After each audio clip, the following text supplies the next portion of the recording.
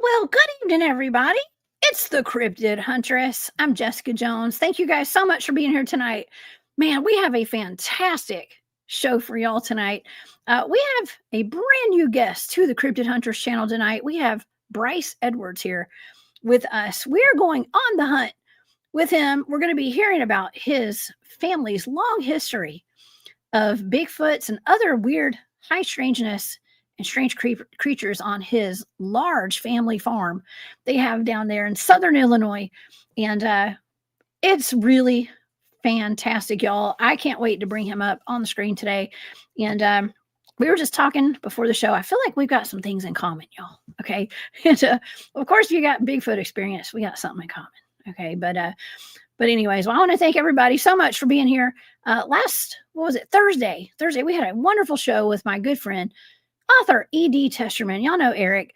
And I just wanted to make a quick little announcement. We have not heard from Eric since right after that show on Thursday. And so he did not show up for his show this evening and or for Williams, but I've been in contact with William and D.A. Roberts and Robbie. I know there are a lot of concerned people in his chat this evening, and D.A. is headed over to his house. We've been trying to check on him, and we'll keep you guys posted. Please say a prayer for Eric. I'm sure it's something minor. There's no telling what's going on, y'all. But just say a little prayer, make sure he's okay. and surely he'll be back up and running with us. Maybe tomorrow morning, hopefully. Okay. Over on William's channel. But we'll see. And like I said, we'll keep you posted. But I just wanted to mention that. And yes, DA is headed over to his house tonight to go check on him. Okay. All right. Well, let's get to our show tonight. But before we bring Bryce up, please, you guys, if you would like to check out all of my shows, I've got an archive over there. I've got my calendar of events, and I have all of my links to like my Patreon and stuff. Go over to my website. That's the cryptidhuntress.com. You can find all of my shows over there.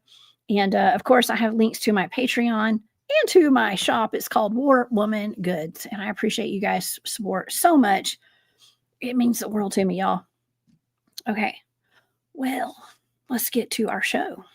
Okay. Tonight, we are going on the hunt with Bryce Edwards to discuss his family's history of Bigfoot and strange creatures on his family's 642-acre farm in southern Illinois, which sits very close to the Shawnee National Forest, Pond Creek, and there's some very well-known cryptids around that area too. I have a couple that I'm aware of, but they have something called the Big Muddy Monster and the Pond Creek Monster. That's what we're going to be talking about tonight, amongst other things. And some of the things that he and his family have experienced are massive footprints, screams, tree knocks, mimicked voices. Ooh, that sounds familiar. Nighttime whistles, and they have at least 2 Sasquatch Bigfoot sightings since the 1960s.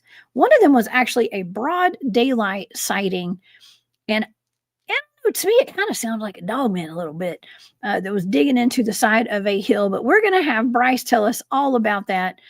And so you guys can find Bryce over on his Facebook page. If you guys want to follow him, it is Bryce Edwards on Facebook. And also there's a couple of documentaries. They're down here on the ticker if you guys want to check them out. And there are links in the description box tonight if you guys want to go check those out as well. One of them is called the Pond Creek Monster. It's a documentary by Red Room Films, I believe. And so please help me welcome to the show, Mr. Bryce Edwards. Hey, Jessica, how you doing? Hey, Bryce, thank you so much for being here tonight. Oh, my pleasure. My pleasure. Thank you for having me. Of course, I have just enjoyed your documentaries, and I've been super excited to have you here. And like I was telling the audience, I feel like I got some things in common with you, actually. I Heck think. yeah. Yeah. Yeah. I Yeah. mean, when you see one, that's definitely a small group of people that have had sightings. So there we have that at least. That's right. It seems like every day that number grows, though. Bigfoot is getting to be more seen and more popular. And Hmm. compared to when I first started, dealing with Bigfoot and looking into Bigfoot, it's gotten much more popular. It's actually way more. I don't know. It's less risque to talk about it, if you know what I Yeah. mean, People are way than more it was. accepting now.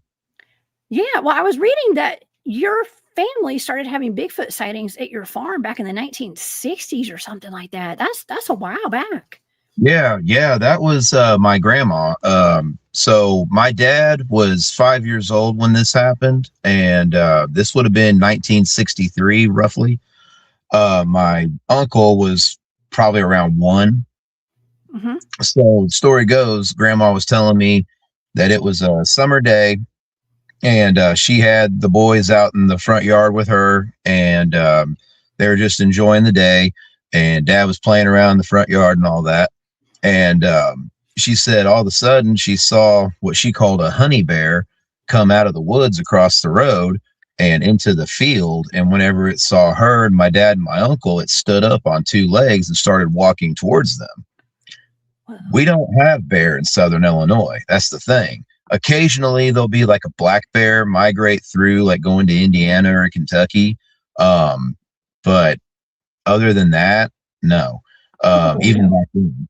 And so that scared her pretty good. She grabbed my dad and my uncle and ran into the house, locked the door, and hid in the closet until my grandpa got home from work that night. Now, whenever I was a kid, when she told me this story, I was only probably 10 years old. And so I'm just thinking, okay, she said honey bear, so it must have been like a brown bear or something. And then I was listening to this guy talk about his Bigfoot experiences on a different channel, and he used the term honey bear. And it was like, as soon as he said that, light bulb went off on grandma's story. And I was like, holy crap, that explains why she reacted the way she did too, with hiding in the closet. Because, I mean, I would assume a person that lives in an area where there are bear, like say Tennessee or something like that, um, I mean, you're not going to go hide in the closet. You would just go inside the house, wouldn't you? Oh yeah. So, I mean, also, if anybody's asking me any questions in the chat, I'm on my phone, so I can't see the chat. Don't you worry, Bryce. I'll pull up the questions for you. Okay. If I Okay. see some questions, we'll do. I'll keep an eye out. Okay. If you guys have Yeah, questions, cool. by the way, throughout the show, I may not ask them right away, but put them in all caps so I can see them, Yeah, I and just I'll put a didn't star want on to them. think I was being rude or anything. Yeah, it's all good. Listen, I got you covered tonight. Okay. We'll definitely we'll catch those questions as they Okay. come. But that is actually quite terrifying. I can only imagine the fear that she was feeling, seeing Oh yeah. something. Well, she called it a honey bear. Even if it was a honey bear, that's still Hmm. scary having small children with you. Right. Yeah. I mean, and grandma, she was a farm lady, like, tough as nails and doesn't scare easy, but that got her. She even told us, she was like, boys, I was scared on that one. And it was just like, whoa. Yeah. Because me and my cousin, we were raised more like brothers than cousins. And so anytime one of us was out on the family farm, both of us were. And so grandma would always tell us stories, and she would tell us that. She told us about some UFO activity that she had seen out there and just other weird things. We can get into that later. Oh yeah. So my dad in 2015 out there on the farm, he was over at my cousin Jerry's house. My cousin Jerry, he's passed away since then.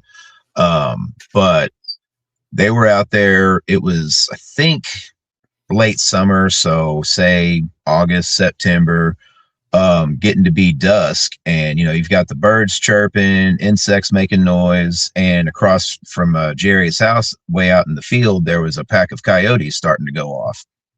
And just, typical day out on the farm like that, because it's like that all the time in the summer. Well, Dad said that not long after those coyotes were going off, all of a sudden there was just this big roar, and it was unlike anything he had ever heard in his life. And I mean, out there, we'll have the occasional cougar, bobcats, coyotes, foxes. There's a lot of things out there making noise. And he said that whenever that happened, it made the hair on his neck and Jerry's neck stand up. And they kind of looked at each other like, yo, what was that? Because neither one of those guys scare. And it was like, he's like, you just felt the reverberation in your chest and everything. Like everything went dead quiet as soon as that happened. And I mean, it was pretty wild. But like, even in 2015, I mean, I've been a Bigfoot believer since I was a kid, but I always thought they were over in the Pacific Northwest. I mean, I would have we all did thought they could have been here. And of course, now after all the shows I've watched and things I've listened to and everything, I mean, it's like they're pretty well damn near everywhere. And like Oklahoma, I never would have thought Oklahoma either. But they're everywhere, Bryce. They're everywhere. We have them all over Georgia. Like one of the biggest concentrations of Bigfoots I found are in Georgia. And now I've been up to Uwharrie. I was up in Uwharrie last weekend. I was actually up there on top of a mountain 1 week ago tonight. And we actually had made a little satellite camp where we had gone on a long hike throughout the forest, and we set up a little camp, and it was away from our actual base camp. And we knew that the Bigfoots would like follow us and see us hiking through these places that were just uncharted. It was in the middle of nowhere, and it was a tough hike, but it was fun. But we got up there, sure enough, as soon as the sun went down and we got the fire going, there was this eye glow all around us. It's like they looked like orbs in the trees, like in the distance, like about 75, 50 yards away. It looked like orbs, but they were actually like eyes. Eye glow. And but it was wild. But there's a big concentration of Bigfoots up there too, by the way. No matter, even if Finding Bigfoot has run most of them off, there's still a bunch up there. Okay. Yeah. But yeah, I wanted to rewind just a little bit because I was thinking back in I guess it was the 1960s, whenever your grandmother saw the honey bear. Yeah. Something that stood out to me with that is that speaking of North Carolina, there's been kids that have been lost in the forest before, like in the national parks, in the national forest, and just in the woods, period. And the ones that are lucky enough to be found alive, some of them have reported that they were taken care of by bears in the woods. Now, what are the odds of an actual wild bear taking care of a small child? You and I both have kids. Yeah. Bear would eat our kids or take care of our kids. Yeah, our kid, we wouldn't see our kids again. No, that would have definitely had to have been Bigfoot. But I mean, as a kid and in a kid's eye, they're figuring, they're trying to associate it with something they know, and they're like bear. So that totally makes sense. But yeah, no, I can't see Smokey the Bear really being a kind person. I think Smokey Bear would have probably eaten those children, but I don't know. You never know. Animals do weird stuff. There may be a motherly bear to take care of a small child, but the odds are very slim. Yeah, definitely. For sure. Now, real quick, I want to take a quick commercial break. Thank you, Kent, for that super sticker. Hi, Jess, missed you. Battling some health issues, but I'll be fine. I'm sending prayers to you, Kent, so much, and thank you so much for that super sticker. I appreciate you, and I hope you feel better. Okay, so it started off in the 1960s, but your family has owned this farm for how long? Like the 1800s? Yeah, it's been in the family since the 1860s. Okay. And yeah, I mean, it's just been passed down and expanded out, more and more over the years. So yeah, I think it started off as just like I think it was just like a 40-acre plot to begin with, and then over time, it's grown to 642 so far. Wow.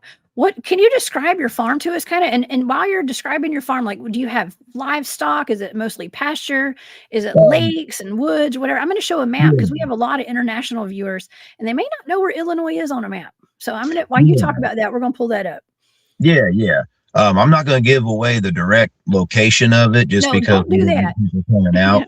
Yeah, don't do But that. no, it's a 642-acre farm. There's creeks, ponds, lots of woods. I would say over a third of it is wooded, and then the rest is like fields for growing crops and some pasture land. We used to have cows out there whenever I was a kid, and at one time before I was ever born, so this would have been like early 80s, 70s, somewhere in there. I believe there was also chickens. But I mean, yeah, it's been, our family's been a family of farmers and just blue collar the whole time, basically. And it's there's a set of train tracks that go to a coal mine that's nearby. And if you turn around and go the opposite direction on those train tracks away from the coal mine, it leads to another set of tracks that goes right by the Shawnee National Forest. And just my opinion, my thought is that could be a way that they found their way up here, like more so, and or maybe use that as a migration because I don't know. I know as far as November, they were still there. December, I really wasn't out on the farm too much. But in November, late November, they were there then because I had an encounter. Wow. But yeah, but I think that maybe they use that as kind of like a highway, so to say, because it's all opened up and everything. There's no people unless a train comes by. Do you know there's But actually been reports, and I know this sounds totally wacky, but I've actually talked about this on a show before with my friend Barry Littleton that was on. We talked about it's almost like I don't know if they're called the train riders of America. I don't know if they're like people that just like to hop on trains and stuff. They were reporting that Bigfoots were hopping on trains and riding trains. Yeah, I know that is just the weirdest thing. But yeah, I know. Well, you're talking about like some old train tracks that are not used anymore, though, right? No, these are still in use. Oh, Now, okay. they what it was is they had an old set of tracks that were going through one part, but that part was a little further north of the farm. And then whenever the coal mine started up, they basically just redid those tracks and diverted them to cutting through our farm. Oh, So that's how that is. wow. But like, see, this coal mine, it started, long walling our area in, I think it was 2006. And so almost everybody who did live out there that wasn't our family sold to the coal mine. We didn't sell because the farm had been in our family for so long, and it just didn't feel right to sell. So they basically just paid us for subsidence damage and things like that. So it's just us out there. And I mean, I'm talking to a radius of 5 miles. It's Gosh. just us out there. And you got to figure too, all those properties, the coal mines tore all the houses down. And some of them people who worked at the coal mine bought, but as far as like around the farm area, all those houses got tore down. So now everything's just overgrown. It's just woods now. So That sounds like a perfect environment for Bigfoot, Bryce. yeah, exactly. Yeah. And I mean, there's more ponds and stuff. Just about every piece of property somebody owned out there had a pond on it. So, I mean, whenever we were kids, if we couldn't catch anything on our ponds, we'd go sneak over to the neighbors or something like that and go fishing theirs. Oh, man. That's awesome. 25 years ago. Statute of limitations passed, probably. I know, right? Well, I actually grew up in a very similar environment. And we didn't have 600 acres. We had almost 300 acres, or maybe we had more at some point before we sold some of it. But I grew up on a farm with my cousins too. And we didn't have neighbors at all back then. And when I lived there, except for my cousins. And my grandparents had a house across the way from us. And it was like, like you had said, like your cousins were kind of like your siblings. That's kind of how we were too growing up. And we would go out and explore. We spent all day outside, sometimes at night we'd build huts and forts. And I would watch for UFOs in the front yard because, it's a big farm. And the sky was perfectly clear at night. Unlike today. That's the best part about it. That's the best part about living on a farm like that. No light pollution. No light. Well, we didn't know what light pollution was back then. I don't think, but today it's different. But that's really cool. And did you ever know about Bigfoot when you were a kid? Did you ever talk about it with your family, or they talked to you about it?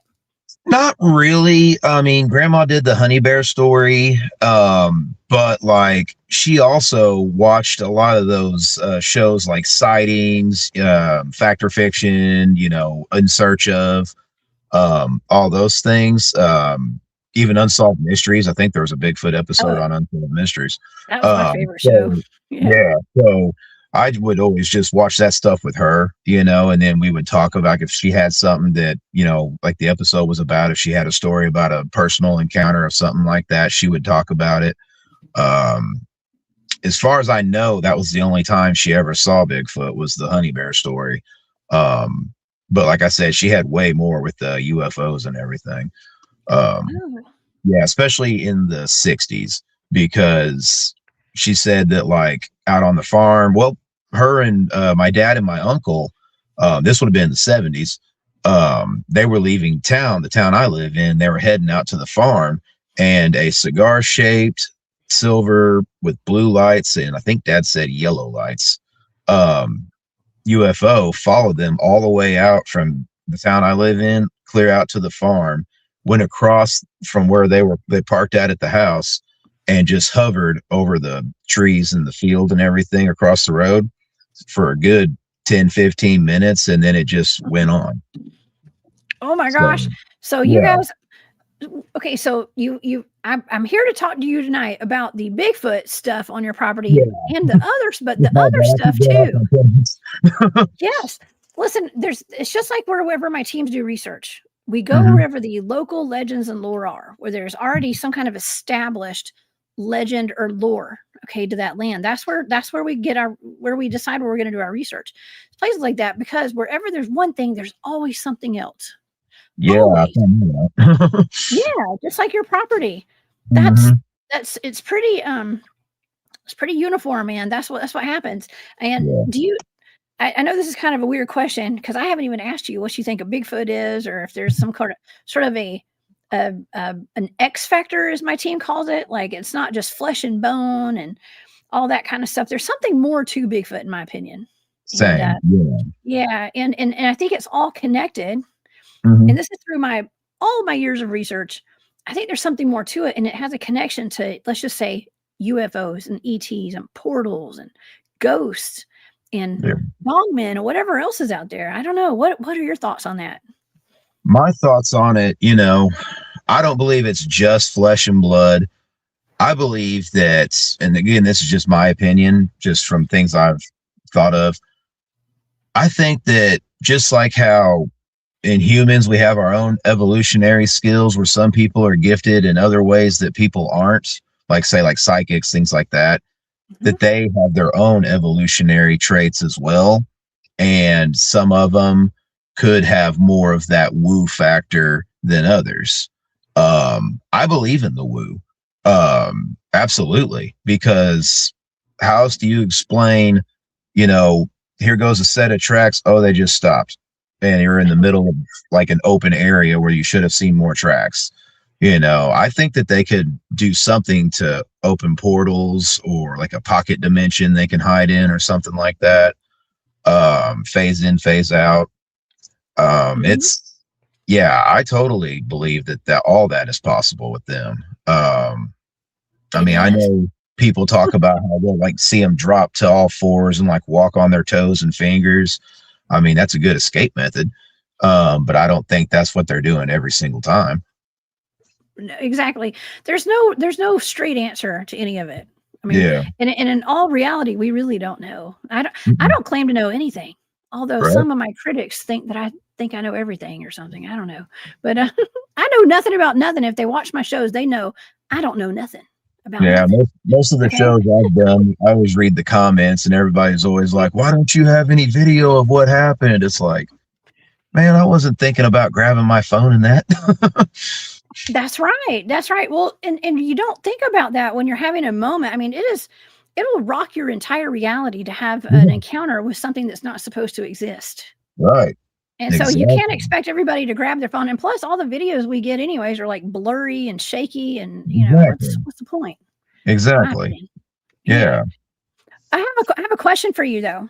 Sure. Okay. Go ahead. So it seems as though you've had some Bigfoots and other stuff on your property for decades, generations, Mhm. centuries. Okay. Do you believe, and I know Gaia was asking, are they guardians of the forest? Do you think that they live just harmoniously with your family? They know you guys, or do you think that they're like protecting your land? What kind of feeling do you have when it comes to the Bigfoots there? Well, um, both of those things you said, I would agree with. And it's for different reasons. Hmm. One, it has always been our family, and most of the time, us Edwards guys, we make boys, we don't make girls. Oh yeah, So yeah, so and we all kind of look the same. So I think there's a familiarity by just seeing us. the genes are Um, strong. yeah. And also though, my wife kind of brought this up, that they look at our family, since we have been, the land has been ours for so long, as almost stewards of the land, and Mhm. that, they I guess appreciate that maybe because we don't do anything bad out there. But before we ever owned it, in the field I had my sighting in, which I'll get into here in just a minute, um, there used to be a Native American settlement there. And I'm going to guess the Shawnee. I don't really know. I guess it could have been Cherokee. Um, but yeah, one of those two. And they were there. And then across the road in the other field, which keep in mind, back then there were no roads, it was just land. But a little closer to my dad's house, on somewhere over there in that field, there was a fort. And this fort, whenever I did a little research on it, which I can't say the name of it because that'll give away the location of the farm, but when I did my research on it, it was one of the first forts built in America's expansion west of the Ohio River. What? So, No yeah, way. Well, and yeah, and let me just interject something here. Is that yeah, I've done some research and I've done some shows actually on star forts. Okay, and different. I'd yeah. be interested to see what kind of fort that looked like. If it looked like a star in any kind of way, I because don't it's something. know. There's something very enigmatic about a lot of the forts, and something I want to get into with you later in the show. Whenever we get around to it, is our hidden history and how we've kind of been lied to. We don't know our true history Yeah, of the land. And exactly. I know you're bringing up the Shawnee and the Cherokee, but Mhm. there's also been a lot of ancient Egyptian culture, remnants of the ancient Egyptians in your Mhm. area as well, and all Yeah, over the South. I don't know. they call the area I live in Little Egypt. Well, of Like course that's they the do. nickname. Yeah, yeah, it's wild. Really? Yeah. And Oh like shoot!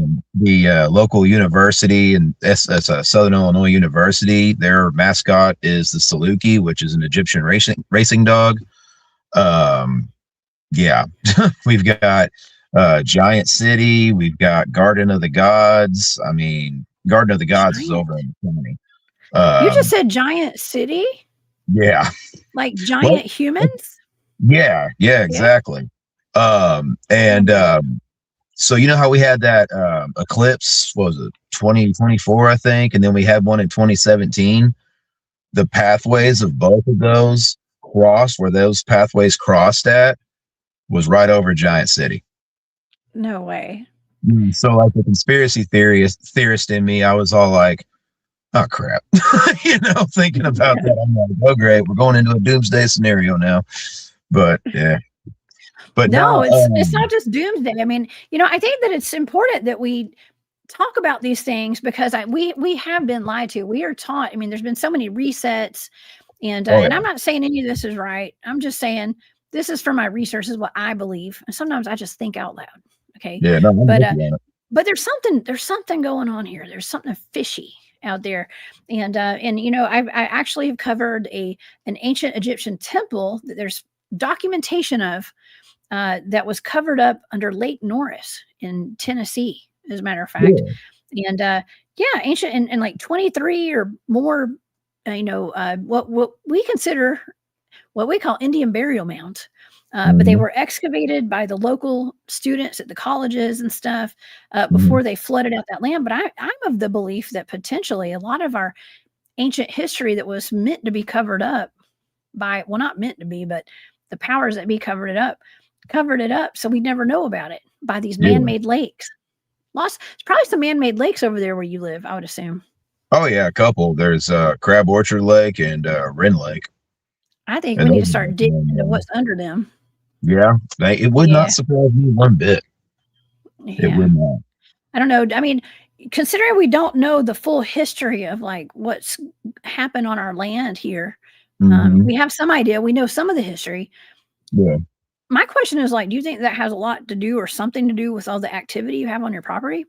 Very well could be. I mean, there's even areas around here where devil is in the name. Like, for example, there's a Devil's Kitchen, and that's like in between Ferncliff State Park and where Giant City is.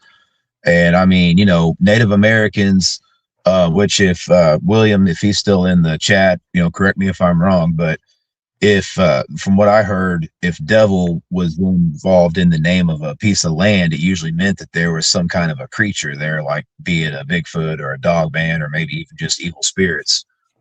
Actually, I just had Eric from Media Palace. Well, it used to be Media Palace, but now it's Harry Man Road on YouTube. He was on the show about 2 or 3 weeks ago. And he said that I think he lives in East Texas, like around Austin area, or he used to live there. He said there's all sorts of places that have devil in the name, just like what you just said. Yeah. In Texas. Weird. Yeah, it's weird. It is weird. It is. I used to be on this research team. It was more like a group chat after I got done being in it. But I joined them thinking that we were going to go out on hunts and things like that and do some actual investigating. And instead, it just ended up being like, hey, I got a report of this. And it's like, cool, let's go check it out. Yeah, I got to work or something like that. It's like, man. But over in Devil's Kitchen, we got multiple reports of there being a dog man over there. And not that I want to go really see a dog man, but.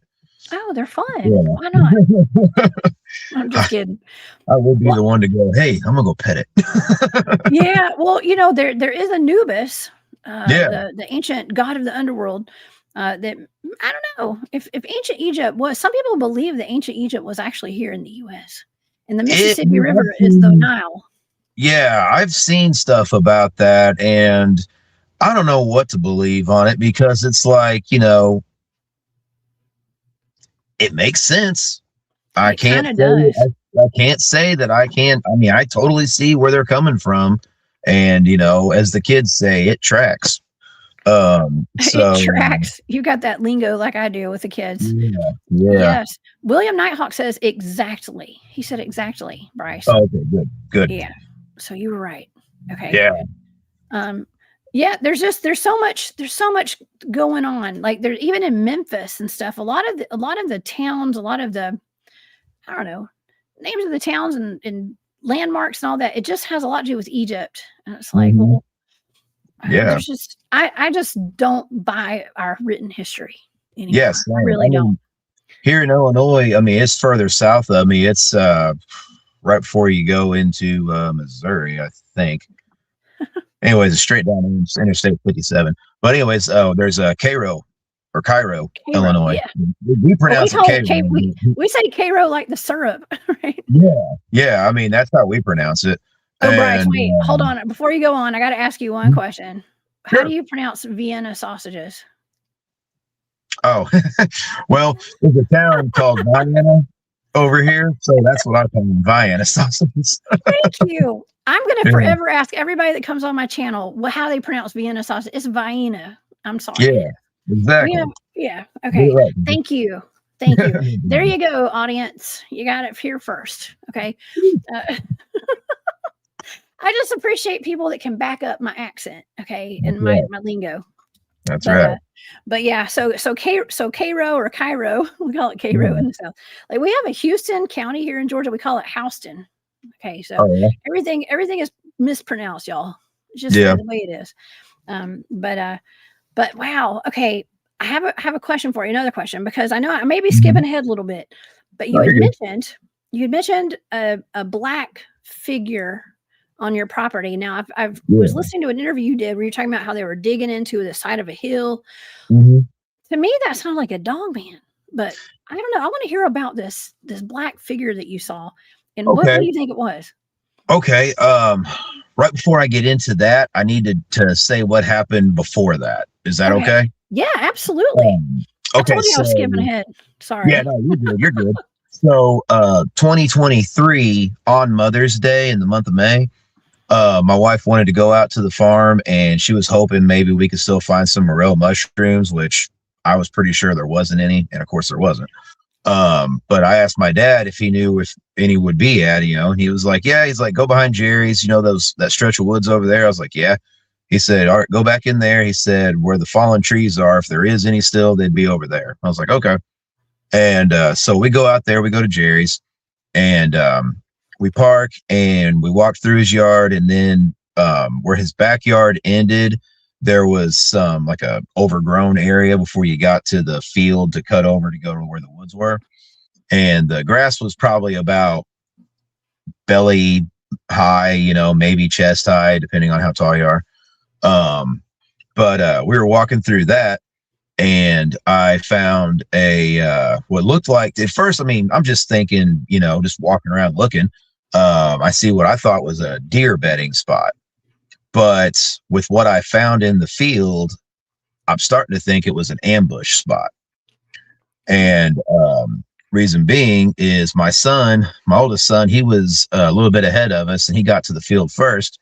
And the field had just been disked probably within the last week or two. And my son goes, hey, Dad, there's footprints over here. And I was like, what? He's like, yeah, there's footprints. So I go over there because I'm thinking, well, maybe Dad was out here and that's his footprints, or maybe somebody's out here it's not supposed to be, something like that. And I get out there, and they weren't person. It wasn't a person's footprints. These things were huge.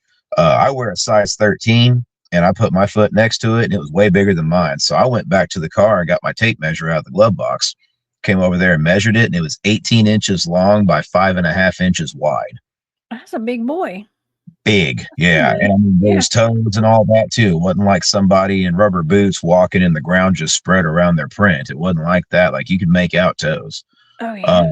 The Nice. tracks looked to be about, I don't know, a couple days old. They didn't look like they were made right before we got there. But they were going into the woods like we were. So we start heading towards the woods, and we come across a deer carcass. And this was so weird. I've never seen a deer kill like this before. So keep in mind, I grew up on the farm. I know what a coyote pack kill looks like when it comes to deer. Bones will be everywhere, right? Mm-hmm. This was a ripped in half deer carcass that was picked clean of everything, with the exception of on the front half, the front legs from like the knee joint to the hoofs. There was still fur there. Other than that, everything else was picked clean. And it was almost the way it looked. You had like the back half, like over here, and then 20 feet up was the other half. And the head and all was still attached, everything like that. I mean, it was all right there. We didn't touch it. We just looked at it.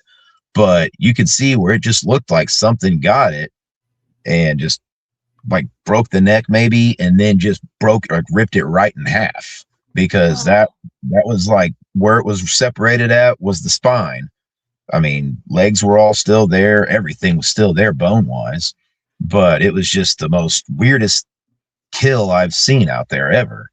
And I mean, I can't really think of anything that could do that unless it had hands, and really strong. So that was Bryce, pretty wild. that's weird. That's wild. And it's cool that Yeah. you picked up on that too. You noticed something was off about it. And I Mhm. mean, I've seen some of these strangest, like I guess you call them kills, like dead animals from. Yeah. I've actually, I think we may have shown this on the show briefly, but my buddy Eric from Media Palace, aka Harryman Road. I think that Brown Dwarf brought this, or Bigfoot Dwarf brought this on my show a while back. But it was Eric's picture, I think, and it was like a deer. I think it was a coyote. It was either a coyote or I think it was a coyote, if I'm not mistaken. I Mhm. think Bigfoot Dwarf's in the chat. You can let me know if I'm wrong. But it was twisted and tied in a knot, like it was just something that, like, first of all, you gotta be a sicko human if you're gonna do that to an animal. It's just sorry. You just are. Yeah. Yeah. But it was almost kind of like, I mean, I was told that that's not uncommon when it comes to, like, Dogman or Bigfoot. Usually Bigfoot, they do Yeah. weird stuff, Yeah. with their animals that they unalive. Mhm. So, yeah. Yeah. I don't So that's crazy. It is um, crazy. yeah, I didn't think to take. I took pictures of my foot next to the footprint and everything. But I didn't think to take pictures of that deer kill because I was just like, whoa, and I was trying to get the kids away and all that kind of stuff because they were on the younger side then.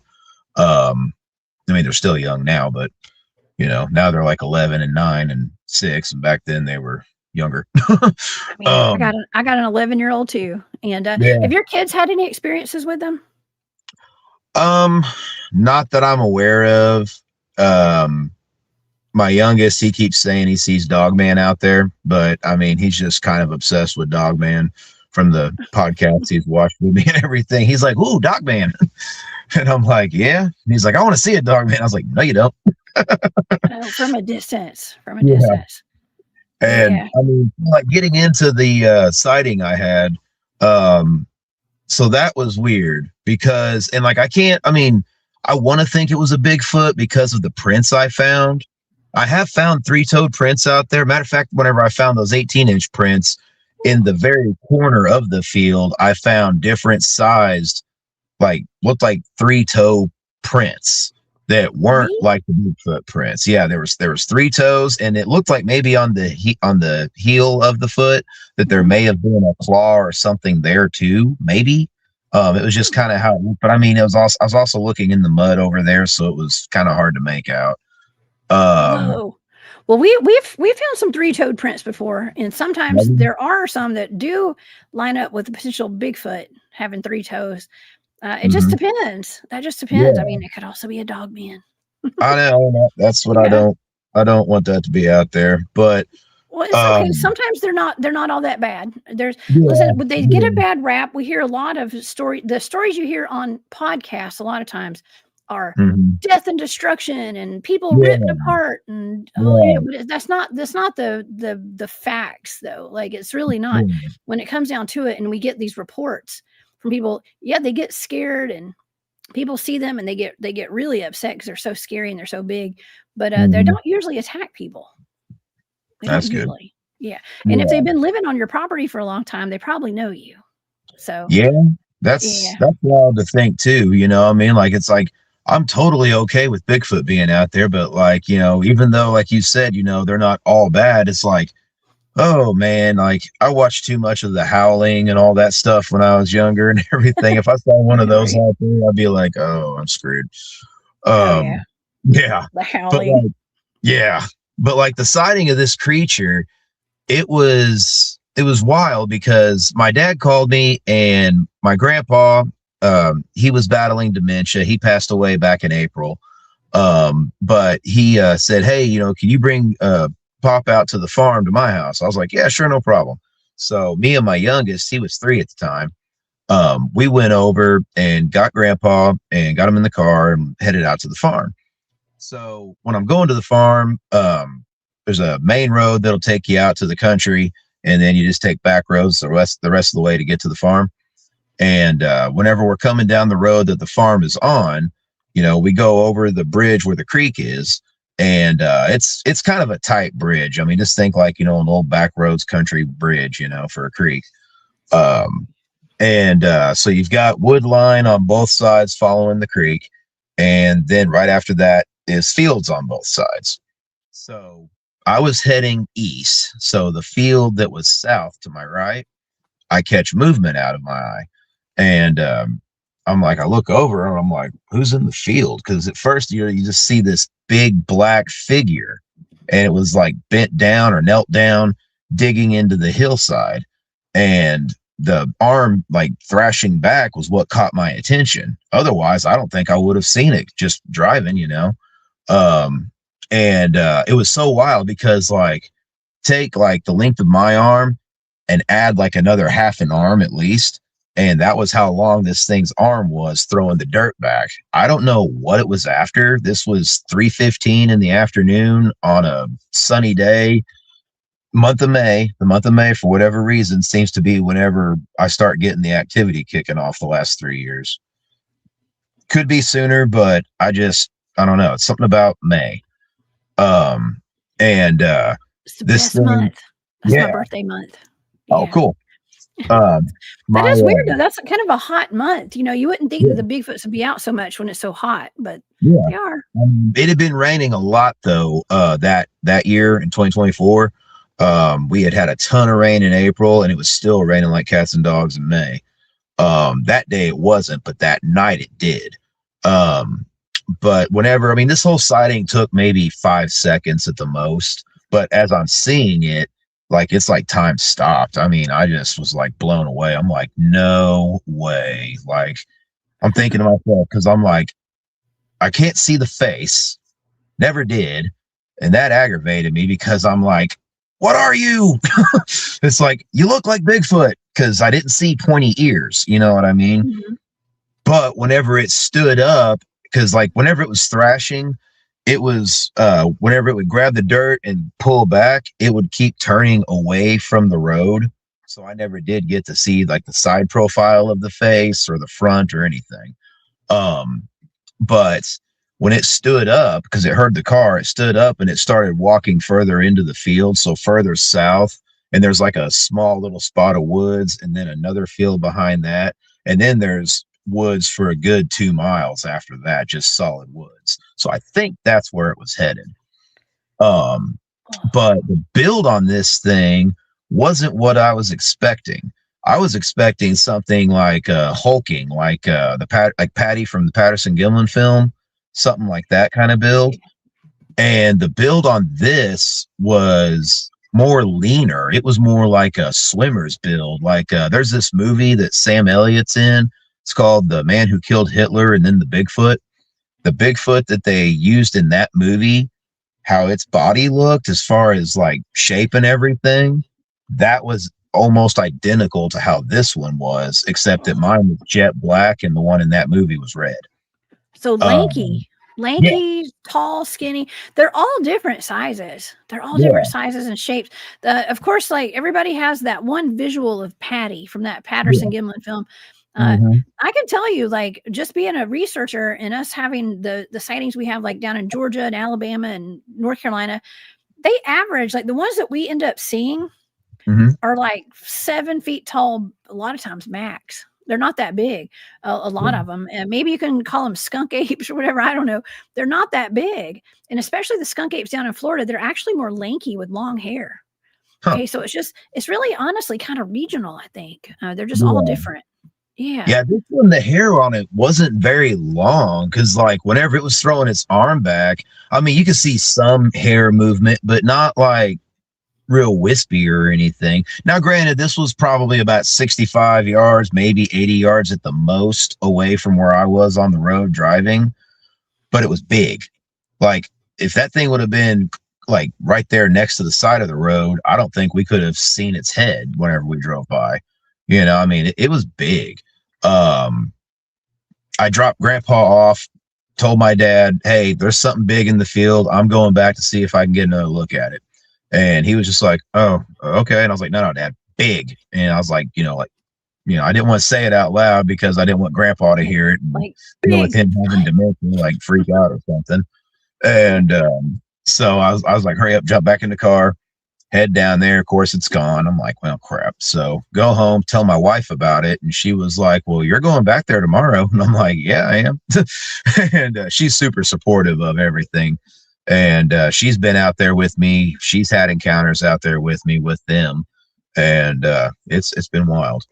Well, can I just make an observation real quick? Because when you were talking about, how did you say it was digging? It was like violently digging, or I forgot the term you used. To me, it looked like it was thrashing. Like Frantic. It was like using its right arm and like grabbing into the dirt and just throwing it back. Like it was after something. Like, I don't know if it's a gopher or what, but. A gopher. Okay. Have you ever seen the video of the Ohio grave digging dog man before? Uh-uh. Okay. Well, our friend Colleen Norris has been on the show. She's the one who owns that video. There's an Okay. actual video. Okay, and I thought of that when I heard you describing that. It Okay. sounded like there's a video of an all black.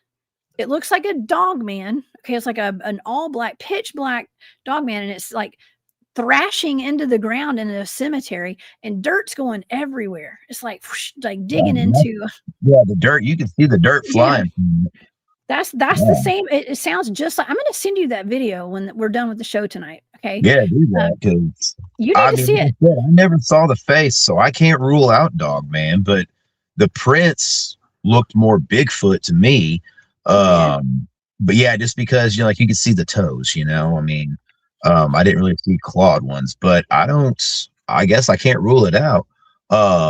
Joe, the guy that uh, I did the documentary film with, and then Oh yeah. the YouTube doc and all that. Um, he thinks that there's one out there too because we got audio that pretty closely resembles some other dogman audio that's out there.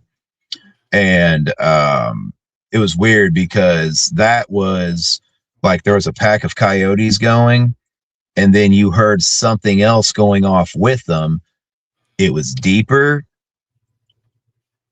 It was almost like it seemed like maybe it was trying to mimic the coyotes, but its voice was so much deeper and it just had this weird finish to it. You Finish. know, Yeah. yeah, I don't know how to describe it other than that. You're just like, that's not a coyote. Well, Like, because I've heard that so many times, Bryce. It is so funny. Like we've actually had Bigfoots that were out there when we were up in North Georgia doing some research, mhm. and they're trying to sound like an owl or a cow or just some kind of animal that's out there, right? Well, we don't Yeah, have cows on top of the mountains normally. Okay, so that's how yeah, you know there's something wrong if you yeah, hear a cow mooing on top of a mountain. Okay, yeah. but but they'll do it. They'll start making that noise, and it's almost like the lung capacity is so big, like they kind of hold it off a little too long, and it's like an Mhm. owl wouldn't do that. And then at the end, I've heard them start laughing, like they start violently laughing, and it's really funny listening to it. That's funny you say that because we have audio of that. Really? Yeah, whenever we went out there, we were doing a night investigation. Joe calls them disembodied voices because you can't see anything, you just heard it. I call it mimicking. Um, but yeah, we had there was something that sounded like it was trying to sound like a person saying who, like who, like just like that. We heard it. It was me, him, and his other research partner, Jason. And we all just kind of looked like, did you hear that? Like, yeah. And I had the parabolic dish going. I'm like, I heard it on this. And, so we got the audio. Um, and then shortly after that was this, like you said, just crazy sounding laugh. And I mean, like that stopped us dead in our tracks whenever we heard that. We were like, what the hell, It's like they're Um, joking with us. It's almost like, yeah, it or was they so gotta believe they don't. weird. They know we're not really that animal, and it's almost like they're just toying with you. Uh-huh. Yeah, Yeah. absolutely. And then it wasn't too long after that we got a knock. And it was a good solid knock. Didn't seem like a like trying to run us off or anything, but just like signaling something. And before they got there to the farm that night, I got there, let's see, they got there about 8 o'clock, and I want to say I was there around 6:30. um, I had talked to my dad because I saw him over in my cousin Tyler's field. He was sawing down some old trees that had fell and Mhm. sawing them up and loading them into his front loader on his tractor. So I was talking to him for a little bit and letting him know that me and Joe and Jason were going to be out there doing some investigating. So if he saw flashlights in the fields or something, it was us and not to worry.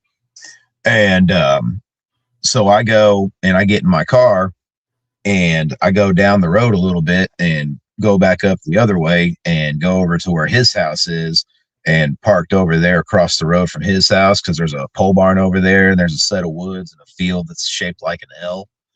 And I'm just sitting there. I rolled down the windows, turned the keys, off and everything. So it's pure silence, just sitting there chilling. And it's getting to be about dark. And whenever I do this, so then about 30 minutes goes by, and I'm texting the guys like, "Hey, where you at?" And they're like, "Oh, we had some issues. We're getting there though." So wasn't long after I did that, I heard what could have only been one of two things. It sounded like something just took off like a pissed off rhino through the woods, just blasting through all the trees and running out, or the top of a tree fell down and hit every single branch on the way down on a night that there was no wind. I don't know, but it did it twice. Man, sound like a herd of elephants. We've heard that before. Yeah. And I mean, it was just crazy because I'm like, whoa, and like I'm shining my spotlight over there trying to see if I can catch anything, and nothing. But I mean, it was so loud though, because those woods that the sound came from, that had to have been every bit of 40 yards away from where my car was parked at.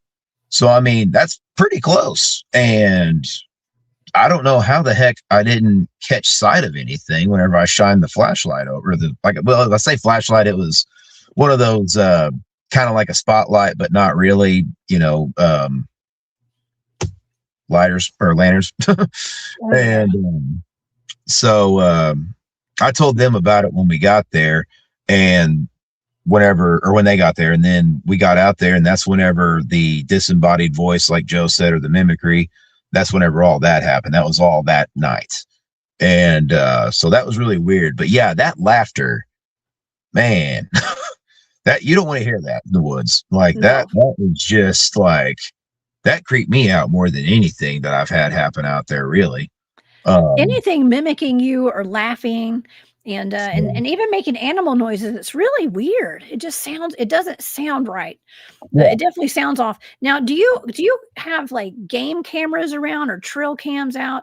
And I'm asking you that because sometimes if you put them out there, they won't show up anymore sometimes. Yeah, my cousin that comes out there and hunts, he doesn't live out there, but he does have a few cameras set up in certain areas. I know where a few of them are, but I don't know where all of them are. And I asked him, like, you ever catch anything on those that like I would be interested in seeing? And he's just like, no. He's like, but I've definitely had pictures where all the deer got their head turned looking at the same thing, but you can't see what it is in the picture. He's like, and I always thought that was kind of weird. But he hasn't caught anything. But where like you said, where some of those cameras are, there's no activity in that area. But the phone's big enough where we can still find activity.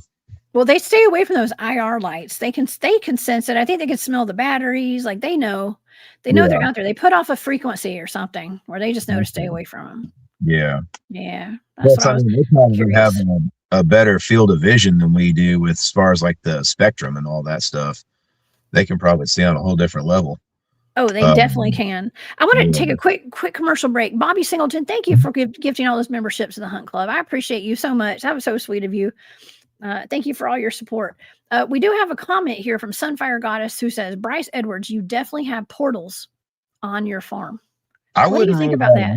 I wouldn't rule that out. I mean, the coal mine, I know there's coal under there and there's quartz out there. So, I mean, it wouldn't surprise me one bit. I don't know how I don't know how that works with portals, like the crystal, the quartz crystal, but I mean, there's definitely some out there. I've seen them growing up, and even last couple of years, my wife found some out there. So it's, I wouldn't rule it out. It would not. Bryce, that's one thing that I always talk about. I actually have some quartz. Hold on. I can feel it right here. Here it is.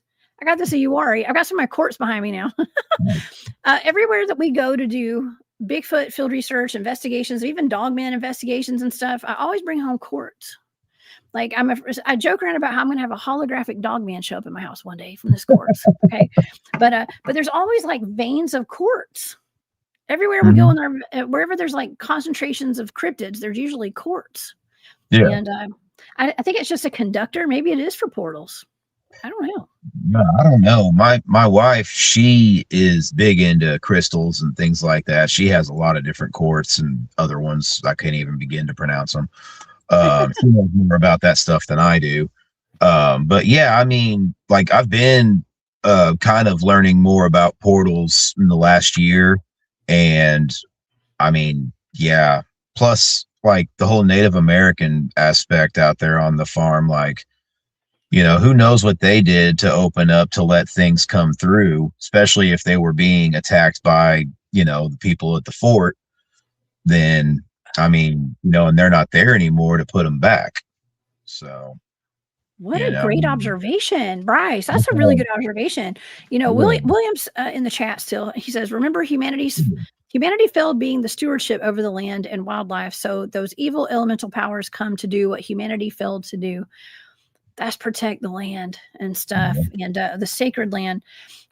William has often spoken on the curses and the blessings that have been put upon land. And if there was a fort there, man, there could be some kind of, I don't want to say curse. That sounds terrible, but some kind of let's just say a blessing. I like to look at the lighter side.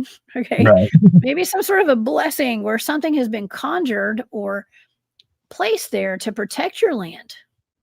Yeah, I would hope so. I mean, that would help explain why we've had it for so long. But yeah, I mean, that would not surprise me, one bit. And like one thing which William, he can back me up on this. What I do when I go out there, I learned this from watching a podcast. When I go out there, I'll do what I saw this Native American man talking about on a podcast. He said what you need to do if you want to go out and have an encounter, a positive one mainly, is don't go out armed. Go out there, welcome them, call them forest brothers, introduce yourself, tell them you come in peace, which is why I don't show up with any kind of weaponry on me at all, because you can't have that and say you come in peace. It's going to send the wrong message. And welcome them and all that. And that's what I did. I went out there. It was right after we shot the initial stuff for the YouTube documentary. I went out there because I wanted to see if I couldn't find some more print pictures and send them to Joe to put into the documentary. And it worked out for me. I did. But what I did is I went out there and I was just in the field that I had my sighting, and I just said, hello, Forest Brothers. My name's Bryce. Welcome to the farm. You guys are more than welcome to make your home here. All I ask is please just respect our properties and don't tear anything up, but make yourself at home, this and that. And then I also asked, if they would give me a sign of their presence if they accepted. And it was weird because like 10 minutes later, I find the prints because I'm just walking around this field because they had, there's a methane pumping station not too far away from the coal mine. And they were running a pipeline through the farm going to it. So like where Dad found this 6 or 7 inch dog print, he's called it, said it looked almost like a wolf print, but he was like bigger than any wolf he'd ever seen. That's why I'm saying I really hope Dog Man's not out there. And then I found those 3 toe prints. So I'm really thinking there might be. And I'm thinking we have both. And that's weird to me because it's not the LBL. But well, they're everywhere. Listen, if you follow any kind of, especially like podcasts or where people come on to talk about their dogman encounters, they are literally all over the world. They're in every corner of every community. It seems like they're just everywhere. And you think like if they're so violent, there'd be way more people getting attacked, and stuff. Yeah, it's crazy. But so I did that, and then I thought finding the prints to be able to take a photograph of was, the sign. Well, as I'm doing that, I hear this sound come from over by where the creek is. And it was crazy because it sounded like this is going to sound really silly how I describe this, but it's the only way I know how. It sounded like if your voice sounded like a belly growl and you were mumbling. So kind of like a, you know, kind Kind of of, like my hungry belly sometimes. Yes. yeah. I mean, you know, But it's, with an anger to it or something. yeah, yeah, definitely. I Hangry, mean, the hangry belly. yeah. But like that was its voice, Mm. and I kept hearing this off and on for like 10 minutes. And you know, I'm just walking around in the field. I'm noticing it, but I didn't want to like walk towards it. You know what I mean? I'm like, okay, well, I don't get a bad vibe from this. That's good. And you know, I just paid attention to it, but I was also there for a purpose already, you know. And a lot of people get on to me like, why didn't you record the audio? I was afraid if I did that, it would stop, you know. I mean, it was one thing to be able just to snap pictures, but like, I mean, I think that they know what phones are as far as cameras are and everything, like you said, with trail cams. So I Mhm. think if I would have pointed it over that way, it would have got out of there and stopped doing what it was doing. So That's why. Okay, so my whole team is trained in like one of my teams. We were trained in remote viewing and like using our psychic skills, Mhm. tuning in psychically to the cryptids. And I got to tell you, I think that's kind of the way to go. Okay, instead Yeah, of making all the noise and banging on trees, and everybody can do that. That's fine. You can go out there and yeah, hit a tree if you want with a stick. But you're probably going to get better results if you just tune in psychically to whatever's out there. yeah. I And don't know. they'll tune right back into you. I mean, I think that from my experience, that's how they communicate with us. Yeah. There's So different would that be ways. kind of like the hitchhiker effect then too? Like they're doing that whenever you go home?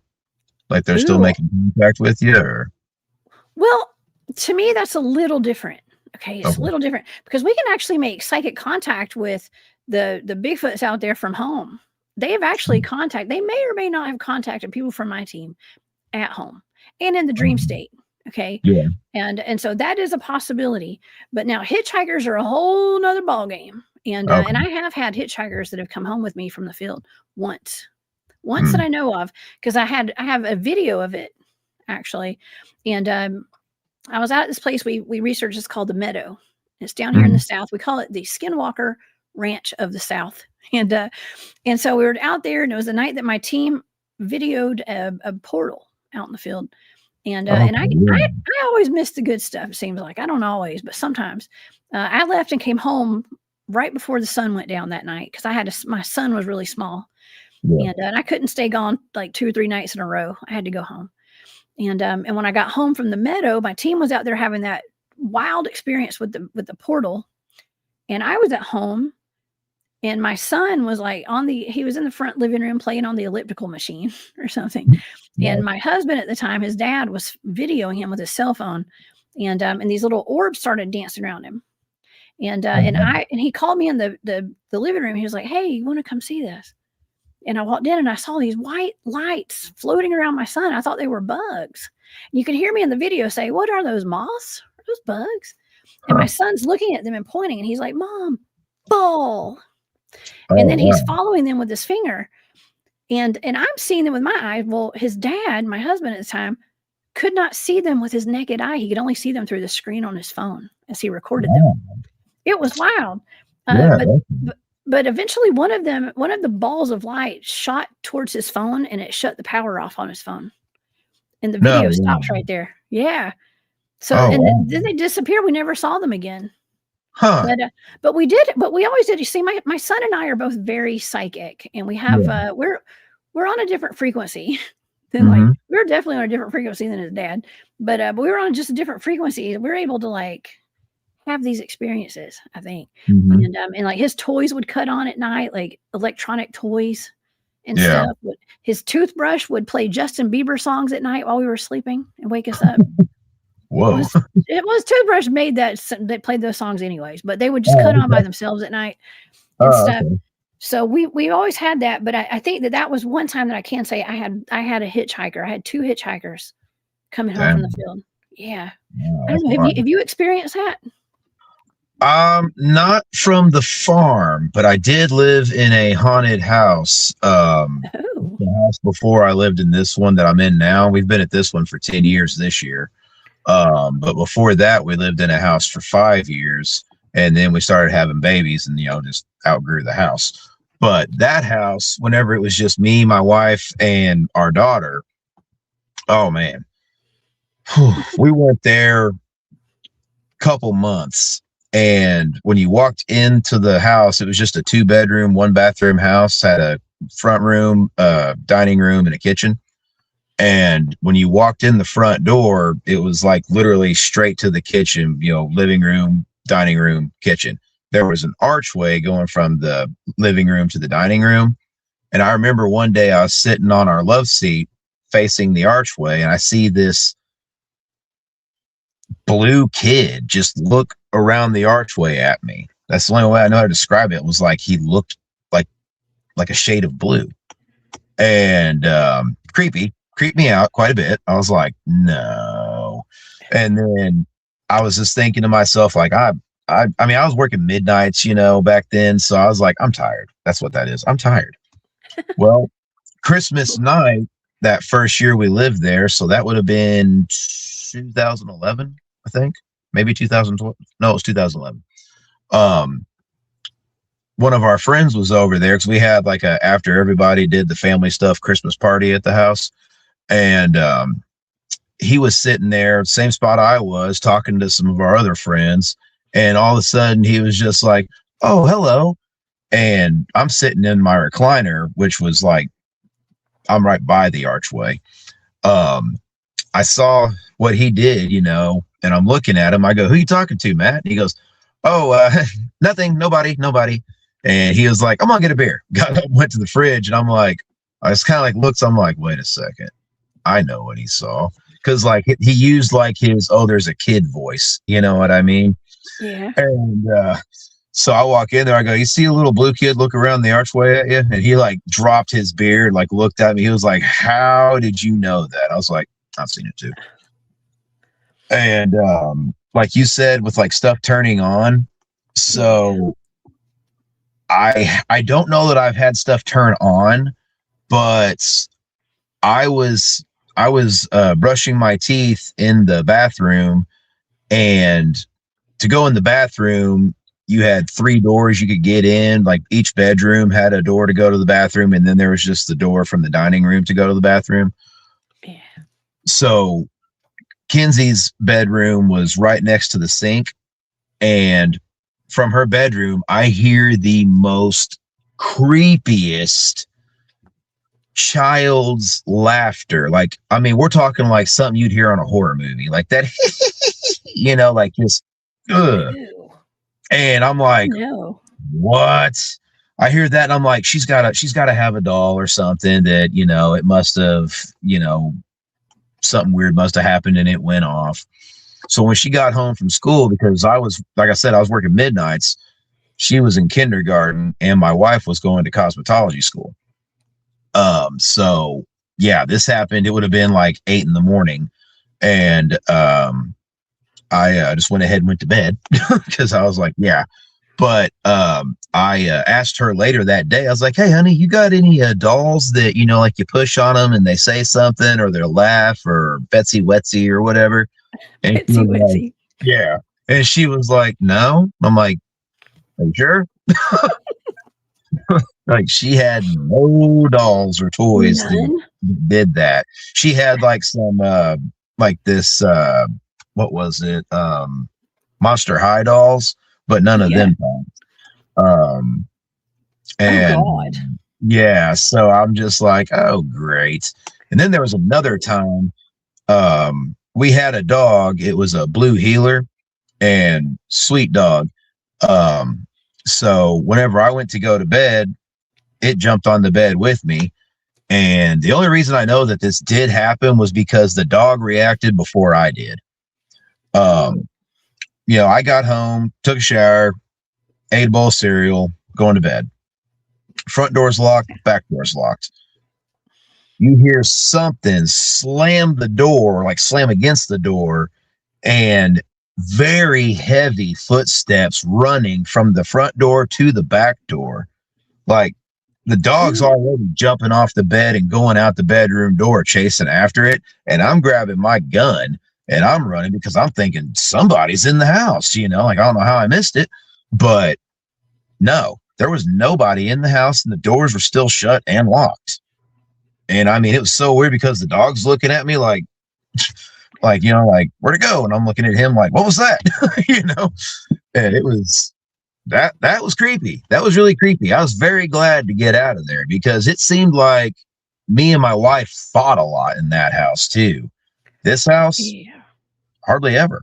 You know, it's Oh my more just a gosh. disagreement. But like back then, it was like that place just seemed to like just there was something very negative there.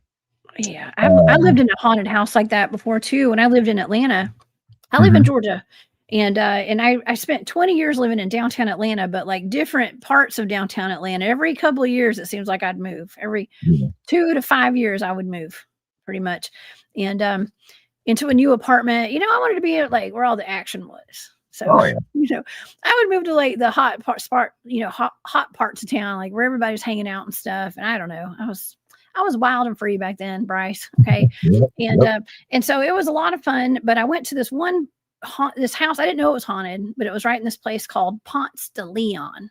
Ponce de Leon, but we call it Ponce de Leon. Mhm. Right. And right across from some of the seediest motels, hotels, strip bars, and and all that. The Claremont Lounge, by the way, if anybody knows what that is, I lived right next door to it. Okay, back then.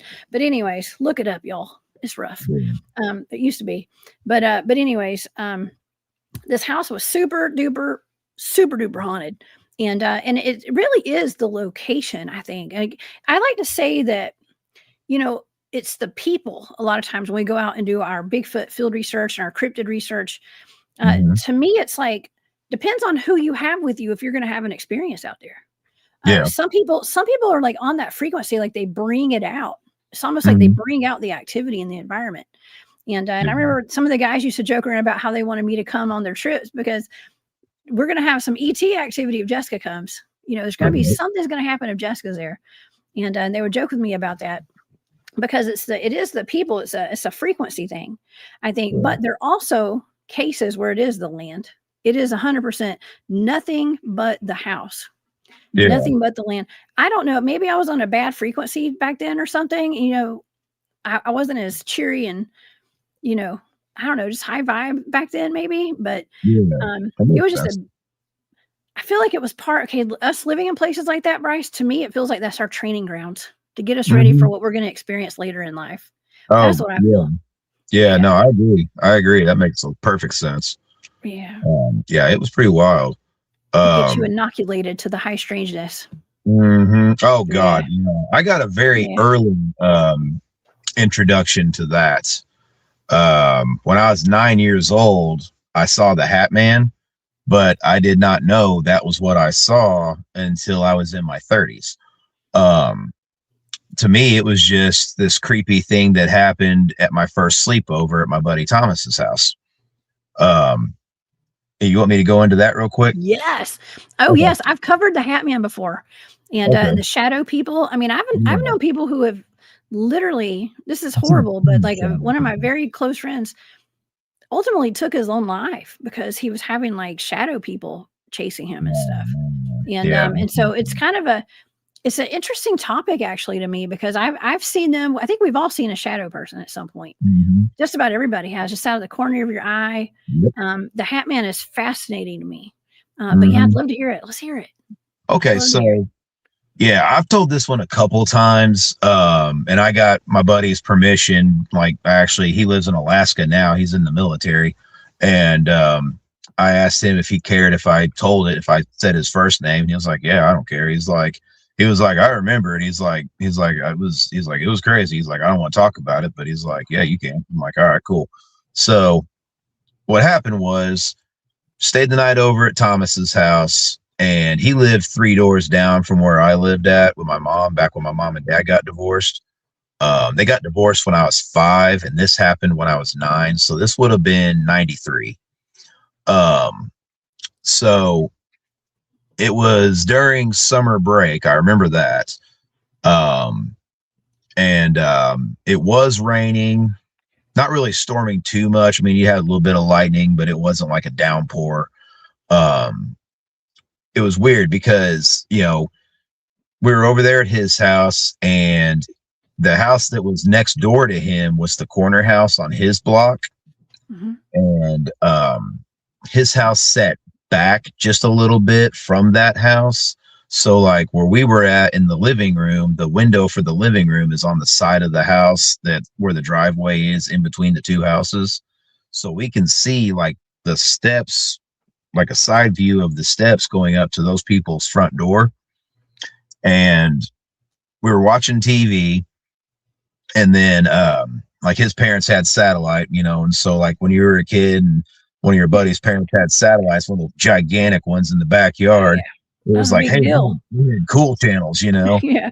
Yeah, for all of us kids that had an antenna on top of our house that fell down when it stormed. Okay, that was what I had. Us Yeah, country kids. exactly. Yeah. So I'm older than you though. Okay, so I don't know if you remember that. oh, I remember it. Yeah, That's that's what how we we got had. on the country. Whenever I go to dad, it'd Yeah. be like that. When I went to mom's, it was like we had cable, so it was Oh weird. yeah. But Cable, they had Nickelodeon and HBO, man. My that's grandparents had right. that. That was a big deal Yeah, back in the yeah. day. Oh He yeah. had the satellite, so he could get the sci-fi channel, so that was pretty sweet. But no, it was weird because he was like, "Hey," he goes, he was looking out the window, and I mean, like, yeah, there was like I said, a little bit of lightning, not much though, but there was a light pole at the across the road on the corner. So it was really bright one, so you could see like that whole area, including the stairway going up to their front door. And he goes, "Hey, there's somebody standing over there trying to get into the neighbor's house." And I was like, "What?" And went over and looked, and sure enough, there was this black figure, but it didn't look like it was trying to get in. It was just standing there staring straight ahead at the door. I don't know. I don't know if it means anything at all, but they were a Pentecostal family and they ran a daycare out of that house during the day. I don't know if that has anything at all to do with a Hat Man visitation or anything like that. I just wanted to throw that out there in case somebody maybe knows a connection. Um, but Oh, it was I don't know. It weird. might. Yeah, I mean, who knows? I mean, they seemed like normal people. We played with the kids, but no, it was really weird because like it was there, and then I was like, well, I was like, let's just go back to watching TV. Like it ain't bothering us, and then it did. Um, But then it did. yeah, next thing we know, it's right there in the window, like in his driveway, staring right at us. And this is what gets me on this, Jess, because you know how most people talk about the Hat Man stories. It's usually already inside the house, like standing by their bed, holding a dead crow or something like that, or has a little girl with it. This wasn't anything like that. This was a completely solid black figure that did not have eyes that I could see, anyways. Had like a fedora hat on, and like it had a trench coat on with the collar popped up. So think like an old detective from like the 40s or 50s, you know? Yeah. But it was just standing there, and the rain was coming down, but the rain wasn't actually hitting it. Like I still remember that detail because it was just like, what? I mean, this thing was from me, like I'm sitting in my car right now. It was from me to the nose of my car. So I mean, that's not very long, not very far. And it almost seemed like the rain was like coming down on it, but never hitting it. It just like it was bouncing off of it before it ever got to it. Almost like it had some kind of a protection around it or something. And needless to say, that scared me and Thomas to death seeing that. So what do? Like any other 9-year-olds would do?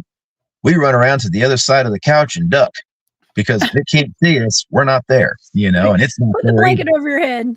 Yes, Yeah. yes, we did that. And I mean, it thinking back on it and everything, it's like, golly, this sounds like something out of a Goosebumps episode, but this really happened. They Sitting base there those saying, shows and books off of real life stuff. yeah, I mean, pretty much everything is based off something real life. I mean, I have my buddy uh-huh, Jimmy Payne who says that he is a former MIB, And a lot of the movies that we know today of like action movies and paranormal movies and all that, they're based off of real life stuff. It's like the three-letter agencies like have like write it up, basically send it to Hollywood, and they make movies about it. Even the Wow. Amityville Horror, we talked about Island of Dr. Moreau a couple weeks ago, Mhm. how that was real. And Yeah, even like yeah, I got that human one. Yeah, animal hybrid stuff back in the 1970s and the 1990s. I mean, I know they wrote a book back in the 1800s about it, but that's the original. But it's yeah. like, they get these ideas from somewhere. Okay. They're not just like Mhm. making this up out of thin air. Right. It's been done before, you Yeah, know. definitely. We do have a question in the chat, and some people are saying, well, they hear that the Hat Man might be a man in black, like a real MIB or a time traveler. I think that's the conversation I've had. I was like, maybe they're time travelers. I've had people ask me as a remote viewer, when I remote view, could I be seen as a shadow person? Could somebody, if Oh, somebody saw me, yeah, would I be a shadow person when I'm remote viewing? I don't think so, but I yeah, don't know. I have no yeah. idea. That's a Um, good question. it is. Well, we also have another question though, is was it translucent? If I can find that comment, I'll pull it up. Yeah, here it is. Kent wants to know, was the Hat Man translucent? Could you see through it? No, what we saw was completely black. It was dark. It was so black that it stood out against the night, you know. Um, and I also don't think it was translucent because it came and opened up his front porch door. Shut And up. yeah, Are you because serious? yeah, we were sitting there and it was just like, you think it's gone? I was like, yeah, I think it's gone. And we looked and we're like, it's gone. Cool. So we go back to sitting on the couch and just watching TV. And he pulled the curtain and everything over there. But we hear the screen door open and his family, their house, the front of it, it was a enclosed front porch. So he had like you would walk in and it had like that old 90s like green plastic astroturf looking carpet. That was what the Yeah. floor was in the front porch. And then his front door it was like one of those old ones that had like the three rectangle window viewing holes going like that. Mhm. Um, and we looked and it was right there looking through those three rectangle holes right at us. Oh God. And I mean, like it gives me chills even right now, just remembering it and talking about it. Yeah. The feeling that thing gave us, I now know as a panic attack, but then, I mean, it was just so intense feeling of like doom and, not so much that we're going to die, but just terrified. And, I've since heard on other things on other shows and stuff where there's a theory that they do that to feed, like they feed off your fear. Loosh. And we definitely gave them an appetizer being as young as we were, because that was the creepiest thing that I think I've experienced for most of the stuff I've been through in my life. Bryce, did Um, it get inside the house? Like I know it got to like the carport or whatever, but it didn't go past those little square windows, No, right? it stayed there for a little while and then it just disappeared. We never heard the porch door open back up, but it was gone. Oh my Um, yeah, we told his parents about it the next morning. His mom just laughed it off, but his dad kind of acted like he knew what we were talking about a little bit. God. His Oh dad, no. his dad never really spoke much, but he was a good guy. He just kind of kept to himself. Um, but he went out and looked around, by the window and everything. And he looked on the porch and he said that he didn't see anything on the porch that had been disturbed or nothing. No strange, like muddy footprint or nothing. But whenever he was over at the window, he did say to his wife, well, he goes, it looks like there may have been a heel print over in the very edge of the gravel driveway. So I don't know. Like I said, I was only 9 at the time, but I think that experience Oh my. may have marked me or given me like the ability to see other things that most people don't. I don't know if that makes any sense or not, but Yes. It, yeah. Well, we And talk like, about people getting marked when they have like a Bigfoot experience or something. It's like they're yeah. marked. Well, here's my theory on that. I don't think you're Mhm. just marked. I don't think it's like you get marked, so like everything's going to come see you. You get jolted into another frequency. Yeah. When you have something like that happen, it is traumatic, especially for little kids. And I feel Mhm. like in my case, I don't know if I was born this way. I was born just weird with those weird experiences. I think I probably was. Yeah. But sometimes there's people who, your entire reality shifts. Your whole consciousness raises basically when you Yeah. have an experience with something that's not supposed to exist.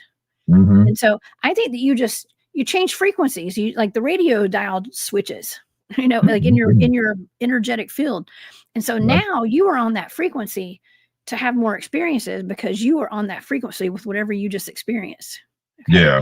So that's what I think. But I don't know. It may not make any sense, but I think that No, that may that be makes part sense. of it. Yeah, definitely. It's Could be also Mark weird too. too because like this whole area that I'm talking about from like these stories from childhood to being out on the farm, it's all on the 37th parallel too. Mhm. So, you There's hear about that yeah. stuff too. So, I mean, there's all kinds of weirdness going on.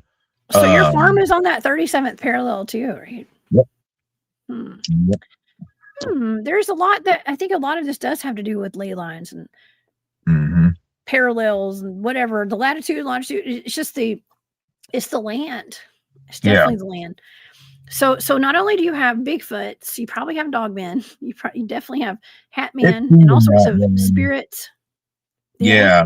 Yeah. Yeah, there's definitely like okay, so the house that my dad lives in, it was my great grandparents' house. And after my great grandma had passed away in '06, my grandpa asked me to move in there. And that way, I had a place to live because I had moved out and moved in with this girl I was seeing in college. That didn't work out, so I moved back to the farm. But when I moved back to the farm, my room had become my niece's nursery, so I was basically couch surfing at dad's for a little while. Been And there. I yeah, understand that. Yeah. yeah. And so after Granny passed away, Pop was like, "Hey, why don't you go ahead and live there, and that way somebody's on that end of the farm to watch all the equipment and make sure nobody's out there messing around." I was like, "All right, cool." So I was what 21, 22. I was 22 in '06. So it was like, yeah, I got my own place, king of the castle. I'm gonna have a beer. Granny never allowed drinking in that house ever. Uh-oh. Shame on you. I'm just Yeah, kidding. yeah. Well, it was weird because all the stuff was there, like furniture wise and all that. It was like she still lived there. You know what I mean? Because I didn't have any furniture and there was already a house full of furniture, so I just used all that stuff. But I sat down the recliner and I popped the top on it, cracked a cold one. No sooner than I did that, there was a picture on the wall that had never moved since it was placed there, and it went from the wall to the middle of the living room floor. And I mean, it was right above the couch, but it wasn't like it dropped down on the couch and then bounced off into the floor. Like I literally saw it fly off into the floor. And I'm like, I'll take it outside. I like run outside real fast. I'm like, what? Okay. And I told my dad about it. And he was like, well, yeah, Granny didn't allow drinking in the house. I don't see why she would now. And I'm like, she's dead. What do you mean? And that was weird. And then another time, it was around Christmas time because we were on Christmas shutdown, but my work schedule was so weird. I'd work 2 midnight shifts during the week and then do 12-hour shifts on the weekends during the daytime hours. So that really messes with your sleep schedule. And I was sitting there watching movies, and it was middle of the night, probably around 2:30 o'clock, 2:30 in the morning, I'd say. And I hear footsteps going from my bedroom, which used to be my great uncle's bedroom, before he passed away of brain cancer in '05. But I heard footsteps go from my bedroom through the little hallway, out the other bedroom door, and into the kitchen, and then back. And I mean, that freaked me out because when I'm here, I'm like, there's somebody in the house, which I had no idea how that could have happened. And no, there wasn't. It was still just me. But I told my dad about that in the morning, and he goes, yeah, I've heard that. And I was like, you did? He was like, yeah. So he told me that whenever Uncle Larry and Granny were in their final days, because he was my grandpa's brother, and so it was, her son. They lived together after my great grandpa passed away and he came back from Vietnam. He just stayed on the farm living there at her house. But so whenever dad was there, he would sit there overnights and take care of them if they needed anything, because we couldn't pay for somebody to be there around the clock. So we had a home health care nurse during the day there, and then dad would take over at like dinner time. And he said that just about every night, about 2:30, 3 o'clock in the morning, Uncle Larry would wake up and he'd go to the kitchen, get a glass of milk, drink it, and then go back to bed. Even though he's gone, he still does that. Even to this day, dad hears it occasionally because dad lives out there now. Is it less scary because it's your uncle? Knowing, or at least thinking I know what it is, it's kind of, it's weird still. I ain't gonna lie. It's still weird as hell, but it's kind of comforting because you feel like they're still with you, even though they're gone, they're still with you. Because I love those two a lot. Like Uncle Larry, he never had kids or anything like that. So anytime he always showed me so much stuff about the farm and the equipment and all that, like raising cattle and everything. Like I learned a lot from him. And then Granny, she was just a tough old bird. She was 99 when she passed away. Wow. Yeah. That's a long, beautiful life. Yeah, okay. It is. 99. Oh my gosh. I'm feeling some like parallels to like my way I grew up too, and with your family. I have the same, and was very close with my uncles, my grandparents, my cousins, and everybody. And we actually have so that the windows that you described, we have almost the exact same windows down at our farmhouse. Okay. Oh, really? The square, we had a big, but ours was one big rectangle, not a huge one, but it was like a rectangle, and it was just one. And that window scared the living daylights out of me every night when I was a kid, when I'd stay down there, even as an adult too. I didn't like it because it was like we had a room, like my grandparents had a house across the lake from where the house I grew up in. And I would spend the night there occasionally. We'd have like family get-togethers and stuff. We had like a picnic area, and it was, I don't know if it used to be like an old porch or something, but it was closed in. So it was like, we call it the picnic room, or I forgot what we used to call that, but it was like where we had like long tables because we have a big family. And there's a bar in there and some grills, and then like the tables. We'd sit in there. That's where we'd eat. Had windows all across the wall. The wall was like all windows, and there was a rectangle window, and there was no curtain over it, and it just kind of separated. Like if you shut the door to that room, that window was still there, and there was nothing to. It was like I always felt like somebody was watching me through that window. I always felt like it. There was a window like that in the living room of that house. Yes. Golly. I hated that window. You can't see out that thing at night. No. Yeah, I had the same one. So if I saw a hat man in that, like that just unlocked a whole new fear thinking about that. And like, I didn't even know it was the Hat Man until like here in Southern Illinois, there's a podcast that I listen to, paranormal podcast. They're good guys. They're from up around Grafton, Illinois. It's called the Hollow Sky Podcast. I hope that was okay to say. Yes, of course. I've been to Grafton. I was going to ask you about that. Yeah, somebody tagged them on my post a couple times, and I don't know those guys, but I do know I've seen their podcast tagged underneath some of my posts before. Yeah, so, no, they're good dudes. To the Hollow Sky. Yeah, I thought it was Holosky or something. I didn't know. A lot of people do that. They'll be like, the Holosky guys. Yeah, no, it's Hollow Sky. But no, I mean, it's like, hey, they're from Southern Illinois. That's awesome. So I was like, I'm gonna support those guys. But I forgot I was going with that now. Well, the Holosky, whatever the Hollow Sky, is that how you said it? Yeah. You had mentioned that before the show too. I think when we were messaging or something, you mentioned the Holosky brothers. Yeah, I mean, I was talking with them. I was on one of their shows, and they gave me some good ideas too about some stuff going on out there with the farm. Did they? Yeah, because I now remember what I was going to say. Sorry. I um, do that all the time. oh yeah, Every I'm 5 minutes. I got past My 40 and senior now I'm moment. just like lost my brain. It's called But senior moments. yeah, Get yeah. used to it. I'm just kidding. It's like I got gray in my beard now. Like this sucks. But no, so furthering the whole there's dog man out there, because I don't want to say there is, but evidence is starting to mount up.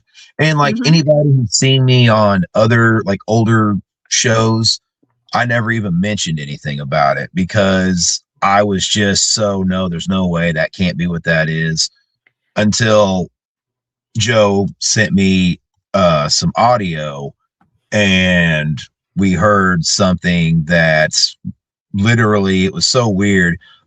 There's these two guys I'm really good friends with, Truth and Bass. They have this show called An Impromptu Truth, and they had like we've been friends for several years.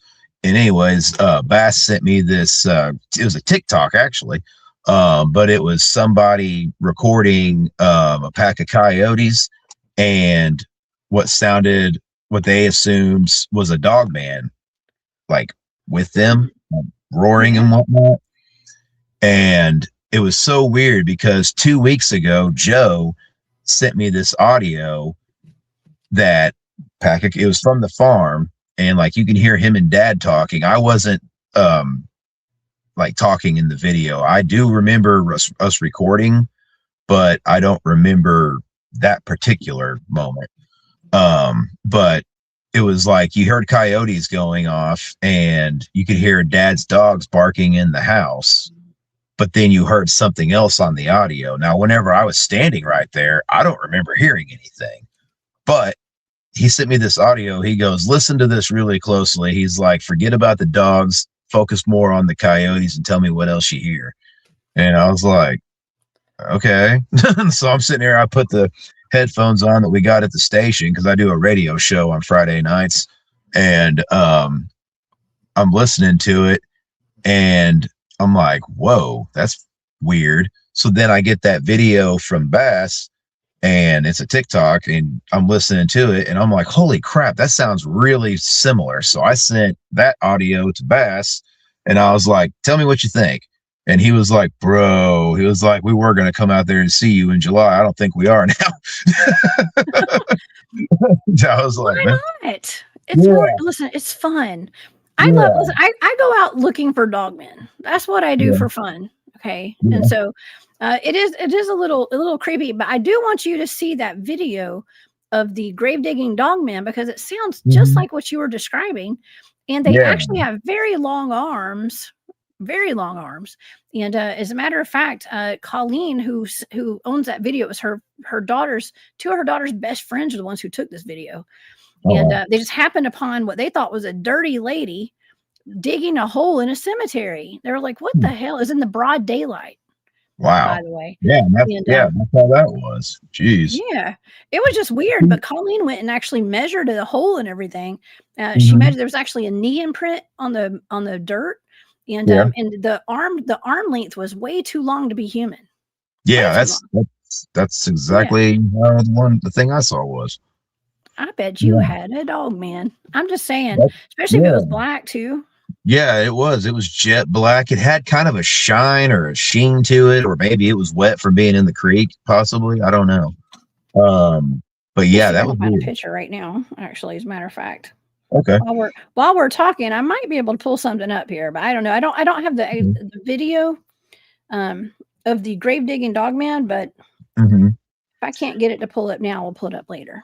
After Yeah. the show, I'll show you. My dad told me, because the second sighting I had was okay. So we were working on the documentary, and we wanted to get my wife's interview because Grandma had told her a bunch of stories whenever she was pregnant with our youngest. She was on bed rest and everything, so Mhm. Grandma would come up here and basically just sit with her and help with our other two boys, while I was at work because I work day shift at this time, still do. Um, but so there was stuff that I didn't even know that Grandma had told her, and Joe wanted to get that in the documentary. So we were getting ready to pull out and go over to the area that we were going to do it, because we are going to do like a fireside interview, and had like a nice little campfire going and everything. And whenever we pulled out, and I'm thankful as can be that the cameraman was sitting next to me, because he saw it and so did I.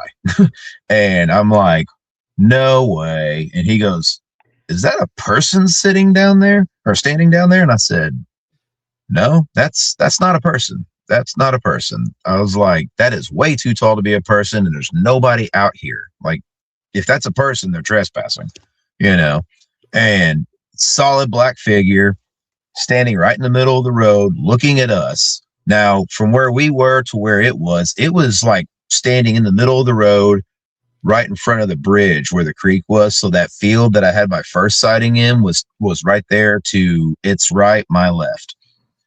And he's seeing it just like I am. So I've got another person who was a total skeptic, mind you, that is confirming we're seeing this. And of course, he's trying to like say all these other things that it could be. And I'm just like, nah, dude, that's too tall. And the build was the same, that lankiness, but it was kind of leaning to its left a little bit. And I think that was more of a curious posture, like it was trying to figure out if we were coming towards it or going away. And we were going away. But yeah, it was just weird. And like, you know, Joe and Jason, we told them after the fact. Of course, they got really aggravated with me about it, because they're like, why didn't you hit the truck and say, wait, it's right there? I'm like, I was talking to him and we were just trying to figure out what we were seeing. You know, it's like, like in that moment, you're just like, you're focused on it. You don't want to like, I mean, you blink and it could be gone, you know? And it was just wild. And then so we tell them that we get everything set up for Amber's interview. My dad brings her over, and because you've got to use a truck to get back there where we were at. And so he brought her back there, and she sat down, and Joe was sighting in the camera. Jason was getting the lighting all right and everything. And then the camera guy, he was just kind of walking around with a handheld, I think it was a gimbal or something like that. The one that like keeps the camera like righted the whole time. And he was just doing like B-roll. Well, all of a sudden Amber goes, okay, who just threw a stick at me? And we were like, oh, what? I'm like looking around like, did you throw a stick? Like nobody threw a stick. Joe actually captured it on his camera whenever he was messing with it. And like it's a members video, because unfortunately with the way the lighting was in the campfire, it just didn't look good on film. So we had to reshoot it during the day. But he caught it. It wasn't like it dropped down from like a limb above or anything. You can literally see it come in from the right, go left. And it hit her right just above the ankle. Not a very big stick or anything, but I mean, it was something that was thrown that none of us threw. And it was so weird. So they weird. love throwing, Bigfoots love throwing rocks and acorns and stuff. They love it. And they usually, they won't hurt you. And if it's a rock, that'll usually land right at your feet. They've got really good aim. Yeah. So, yeah. I mean, so that was weird. That's wild. That's cool that you got that on film, actually. Yeah. Wait, and speaking of getting something on film, look, I do have this video to show you of the grave digging dog man. Let me show you. I'm gonna pull it. I don't know if you can see it because you're on your phone, but we'll try, okay? Okay. Let's just see. I'm gonna pull up a YouTube video here. Okay. Of the video. Okay, hold on. It should pop up here any second. Okay, here it goes. I'm gonna try to blow it up a little bit. This is on somebody's YouTube channel. I don't know, Strange Spotting. Okay, but I have the original video from Colleen, and let's play it. Okay. Okay. So actually, hold on. Let me mute this. Hold on. I gotta try to mute it. Well, doggy. Well, it's making all that noise. I wish it wasn't. So that's the dogman right there. Hold on. Let me pause it. So this says, what do you think? That is a blurry picture right there, but can you kind of see that? See its arm? The way that was doing with its arm, that's exactly how the arm was moving on what I saw. Yeah. And that Okay. lumpiness like that. I mean, but you can see the ears, and that's the only difference. Is I didn't see pointy ears. It had more of like the rounded head. Not so much conical, maybe a little bit, but not like very like it wasn't like cone head out there or nothing, you know. Yes. Um, I'm gonna send you the entire video. Okay. okay. I will download that video from so you can see the entire video. That's just a little clip from somebody's YouTube channel. And Uh-huh. strange spotting. So give them some Yeah, credit there. that But gave me chills seeing that because that just how that movement was and everything. Like, holy crap, we really may have Dogman out there. I think you do actually, but I don't know. It's all, I think once you see that video, it will, you're going to be like, oh, wow. Because Yeah. that was when you were describing it, I was like, it sounded exactly like this video. Yeah, that's crazy. It's like we Yeah. definitely I know we have Bigfoot out there because we've heard the whoops and everything else. I mean, Dogman doesn't do tree knocks or anything, does it? Not usually. Not Yeah. usually. Not that I've ever Dogmen are heard. very stealthy. They don't make a whole lot of noise. They'll howl and they will. I've actually heard stories of them saying people's names and like speaking. I don't know.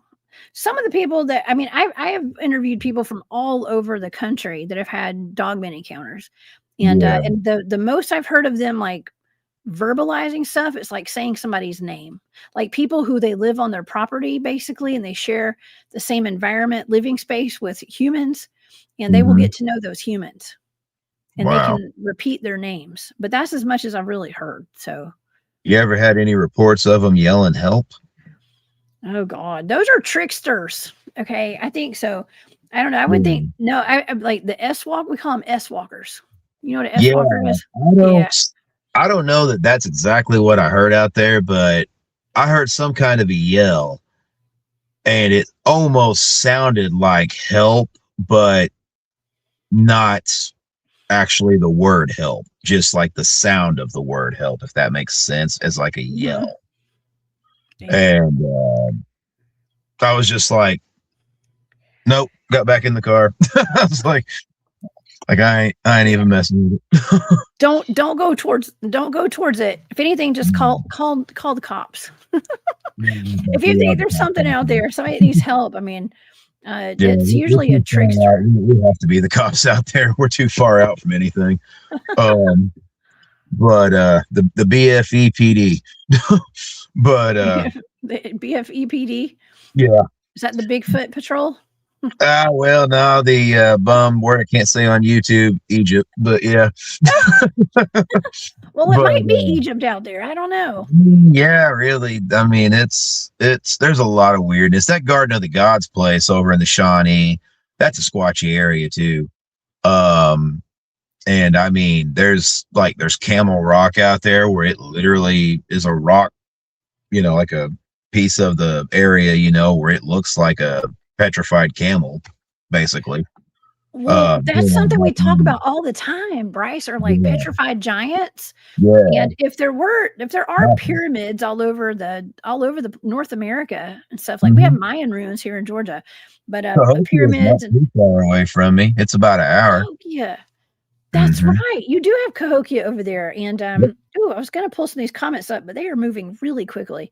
I was gonna ask you about this as a matter of fact, because when I was in Grafton, I spoke at a conference Mm-hmm. out there about 2 years ago. I was at the Journey to Truth conference in Grafton, Illinois, and on the way there, we passed. It's right by the Mississippi River, Yep. and we passed by it. We were passed by this place. It was called It was like it was artwork on the side of a mountain, and it had what they call the piazza bird. Yeah. What in the Yeah. heck is that thing, Bryce? What is this? Do you know anything about that?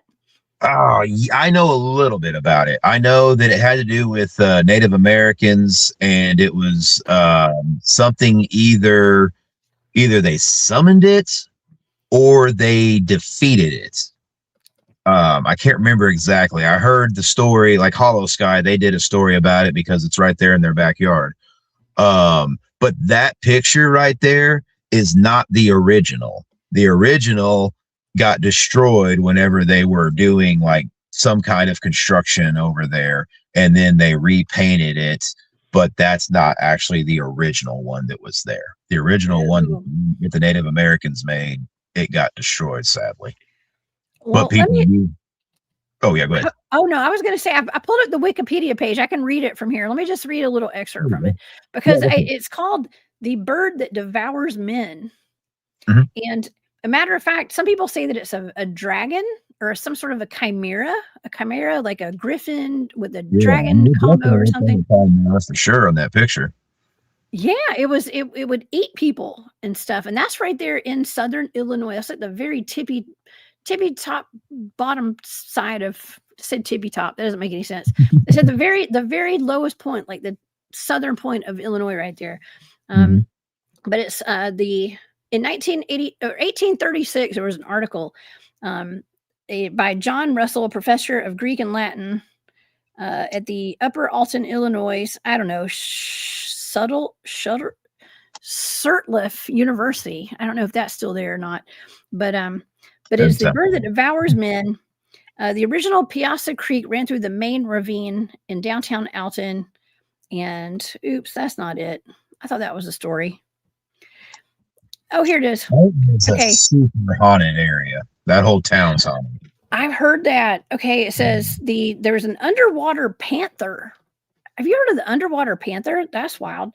That's from that area as well. It says it's linked to the Piazza bird. Yeah. And it's a supernatural being. And it was often depicted as a bear with large feet, 4 to 6 toes. And let's see, something about an underwater panther. I don't know if they're calling that the underwater panther or there's another underwater panther out there too. And I'll tell you what, the story is not on here. I can't find the story. Okay. But it was something about there were some Native American like warriors that went to go fight this thing, right? And they ended up having to trick it, from what I can recall. Yeah. I don't know. Yeah, that was weird. It's a very weird story. Very, very. There's Sorry, I don't have the story right here, y'all. Oh, yeah, no. Wikipedia sucks sometimes. It does. I should have done my research first. But anyways, it's just to add to the lore and the legends of like the area right there. I mean, that's not too far from where you live.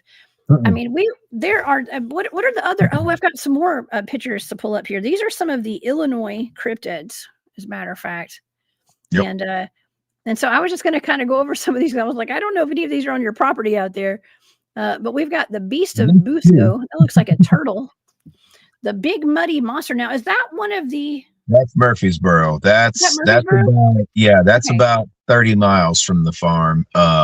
Where I do my radio show is in Carbondale, and that's the town before you get to Murfreesboro. Like Carbondale is where Southern Illinois University is, and then Murfreesboro is, what would that be? About 5-6 miles west of Carbondale. Oh wow, very cool. Do you think the Big Muddy Monster is a Bigfoot? Yeah, it was a white one. It was a white or maybe very, very light tan. It was 1972, I think, maybe 73 was whenever it was first sighted.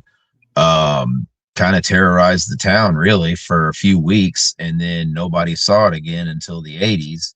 It made another appearance. This person who owned a junkyard, him and his security guard ran into it in like the back end where the woods were and everything. And it, if I remember correctly, it threw a transmission at him or something like that. Oh my God. And yeah, that's strong. Yeah, there's people like whenever I was involved with that team or whatever you want to call it, they did the Murfreesboro put on the first annual Big Muddy Monster Festival, and on the 50th anniversary of the sightings, and we were part of it. Chad Lewis and Kevin Lee Nelson were there. They're authors. I don't know if you know who they are or not. No, I haven't met them yet. They're good dudes. And there was a few other like researchers and people who were directly involved with 50 years ago whenever the sightings happened and things. And I found out from grandma about that because her side of the family was from Murfreesboro at one point in time anyways. And I believe she said it was her aunt. Anyways, their house was right there on the Big Muddy. And they said one night, like my great grandpa, so it would have been grandma's dad, they were all over there when they were younger and sitting on the back porch just talking, everybody just kind of hanging out. And they started smelling this really foul stench. And then they started hearing something big just, crossing through the water, making all kinds of racket. And whenever it came up the bank, it was right there in their backyard. And the back porch light, it was right there on the edge of where the light, and then, light ended and the darkness began. And they saw it. And it was every bit of 7 feet tall, if not taller, big, and smelled. It was covered in mud from the creek, from the Big Muddy River, or Big Muddy River. And just, it looked at them, like kind of growled / like, you know what I mean? Just like kind of just huffed at him basically, and then took off. And that was the story grandma told me. And I mean, she told me that my great grandpa told her, and he was not a man that lied, especially from being from that time and era.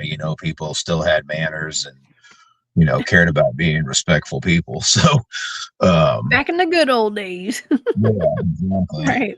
It sucks that that's not how it is anymore, but yeah, that's so true. That's pretty wild. So yeah, I mean, and I hadn't really even thought about that story until you brought that up and started talking about it. I was like, oh yeah, and then it just kind of unlocked the memory. But that's awesome. Yeah. Man, there's a lot of weird stuff going on in Southern Illinois, and oh yeah, you've got like, Dogman here on this thing too, by the way. The Wolfman of Chestnut Mountain, that's on there. Lots of reptilian looking stuff. Of course, you got the Mothman, Chicago Mothman. Yeah. You got the Enfield Horror. That's always an interesting one too. It's like, what in the heck is that?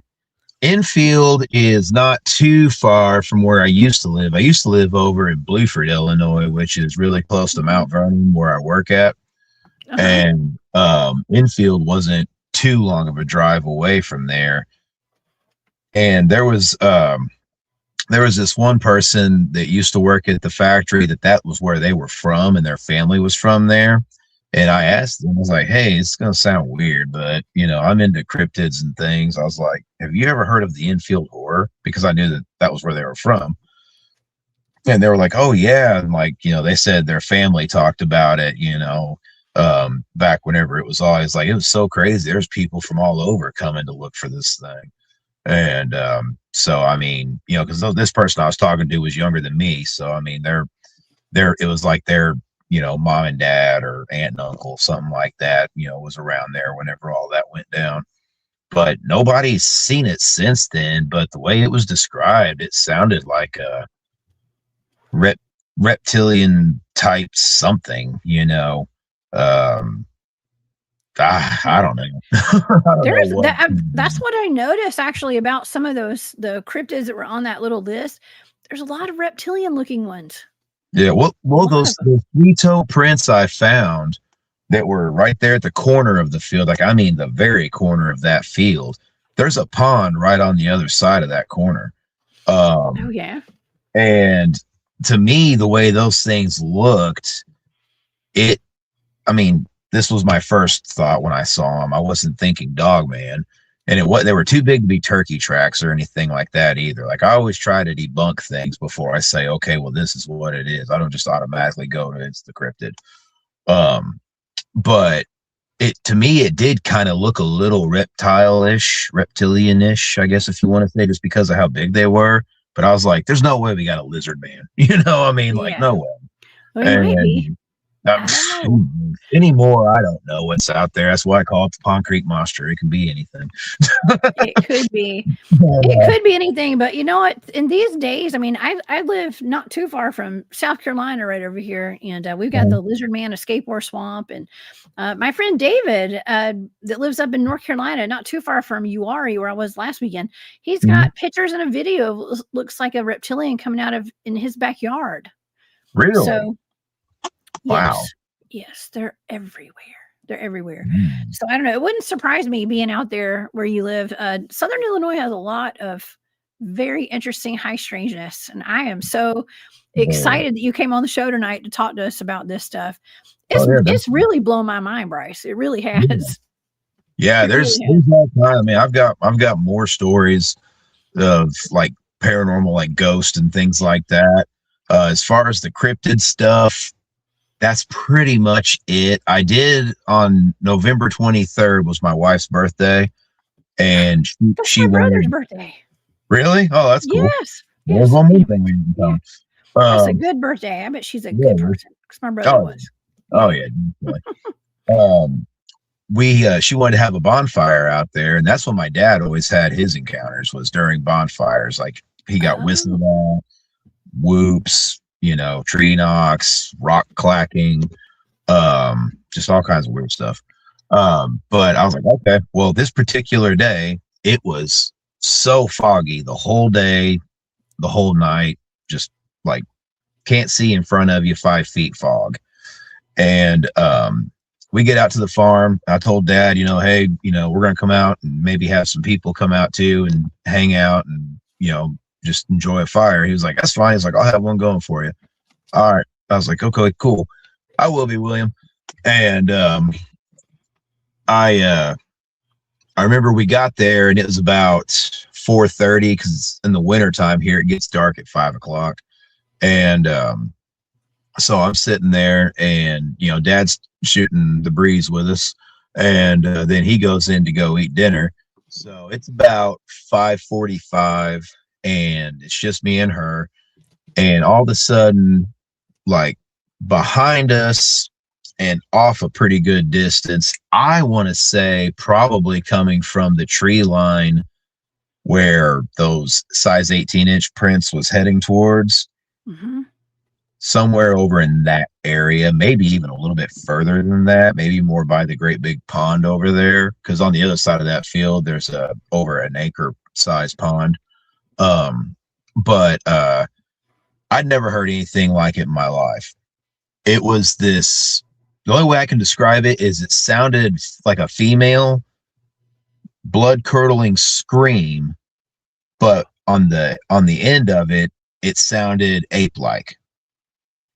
And I know that certain animals like a fox, I think a groundhog, and maybe even sometimes deer can make a similar noise, but not that loud, not that high pitched, and not that long. That thing went for a solid 8 to 10 seconds. Oh, the lung capacity was massive on that one. Yeah. And I'm like, because keep in mind, we can't see. It's foggy. And I look at her and she's looking at me and she was like, did you hear that? And I was like, yeah, and I'm glad you did too. Creeped us out, right? Oh yeah. That would creep anybody out, Bryce. Yeah. So we're on alert, looking around okay, because I hadn't heard that before. I'd heard whoops, I'd heard the mimicked owl, whoos, and the mimic that sounded like it was trying to be the train going through because the train tracks back there. Heard all that. Sounded like, you said it sounded like a train? Yeah, it kind of reminded me of the Ohio house, actually. Oh my gosh. I played that for Dad, and because he's the one who told me about it. He's like, yeah, he goes, sometimes, train will go through, and then about 10 minutes later you'll hear something trying to make the train whistle, but it always ends rough, It ends. Isn't that funny that we've that's what we were talking about earlier. It has a weird ending to it. They always have a weird ending. Yeah. And that is so typical of Bigfoot. Yeah. And it was, I've heard that before, and it does. It'll sound like the Ohio house. Now, it didn't do it as long as those were, because to me those things almost sounded more like tornado sirens going off, you know, how those ones sounded, but it sounded pretty similar to that. And like I said, I played that for Dad, and Dad was like, whoa. He's like, yeah, that's what I heard. And so that was pretty cool. But I heard that, cool. And then a couple minutes later, I hear a return howl from across the road, about halfway down the hill going towards the creek. And the weird / funny part of this, because I always try to keep things entertaining whenever I talk about it, and even like how my experience, I'm like, no way. It sounded like if that was Mama hollering over there, then one of her kids was the one like, oh God, you know, like the response on it just, it seemed like that, because it was a whoop, but it was like a whoop that almost sounded defeated. I have heard that before too. It sounds like a parent getting onto their kids. Yeah, out there. Yeah, We've heard it. We've heard it. Or like, get on back. It's getting daylight. Get on back. Yeah, it was so out there. Because like we had that fire going, and with the way it being pitch black out there, and you got the fog, that fire, that glow was really, you know, really popping. And so wasn't much longer after that, we start hearing footsteps coming in the woods to the left, then to the right, and then straight up the middle. Now, the way that we were facing and everything with the fire pit, there's a wood line that goes clear down the hill heading back towards the creek and the field where I had my first sighting at. And basically you get to the bottom of that hill and go straight up, it's all woods. So what I believe is that there was 3 of them watching us at the fire, because Dad always said whenever he had a fire, it seemed to attract them. And it was crazy, because it was just like, once we started hearing them, you could just tell like they were right there at the edge of the wood line, but because of the fog, you couldn't see them. And I'm sure they saw us, but I couldn't see that far, because that was probably, I don't know, 20 yards, maybe 15 from where we were at. It wasn't very long. And now you know, Bryce, now you know how to call them in, though. If you want to see them, just build a fire. Yeah. That's what Dad always said. He was just like, I don't know why you go walking off in the woods looking for them. Just build a fire. I'm like, well, That's what I tell people when people want to have a Bigfoot experience. My advice is always go camping, build a campfire, sit around the campfire at night, and they will come to you. You do not need to go out searching for them. You don't have to go hiking all night and hunting them down, like searching for them in the woods. Build a campfire, and they will, if you build it, they will come. Yeah. Okay. Yeah. Just like that movie about the baseball team. That's right. Yeah. That's all you need to do. Yeah. I've got some out there. Oh yeah. You know what? We do have some questions in the chat. Do you want to answer some? We'll do some questions before we go tonight. How about that? Yeah, just a few. These are the ones that I caught, y'all. I'm sorry if I missed your questions. The chat was going so fast tonight. I've had a hard time keeping up. It's been a wonderful chat. We have so many people in here tonight. Sunfire Goddess, thank you for being here. Says, Bryce, have you seen any large cats on your farm? Yeah, we have had cougars on the farm before, and in the 90s, my cousin Jerry on his trail cam, I saw the picture. My dad, I think Dad may have the picture still, but it was a picture that he had gotten off of one of his trail cams, and it showed what looked to me to be a black panther with 2 little ones following it. And I mean, the length of the tail and everything, like you knew you weren't just getting like a black house cat out there, you know.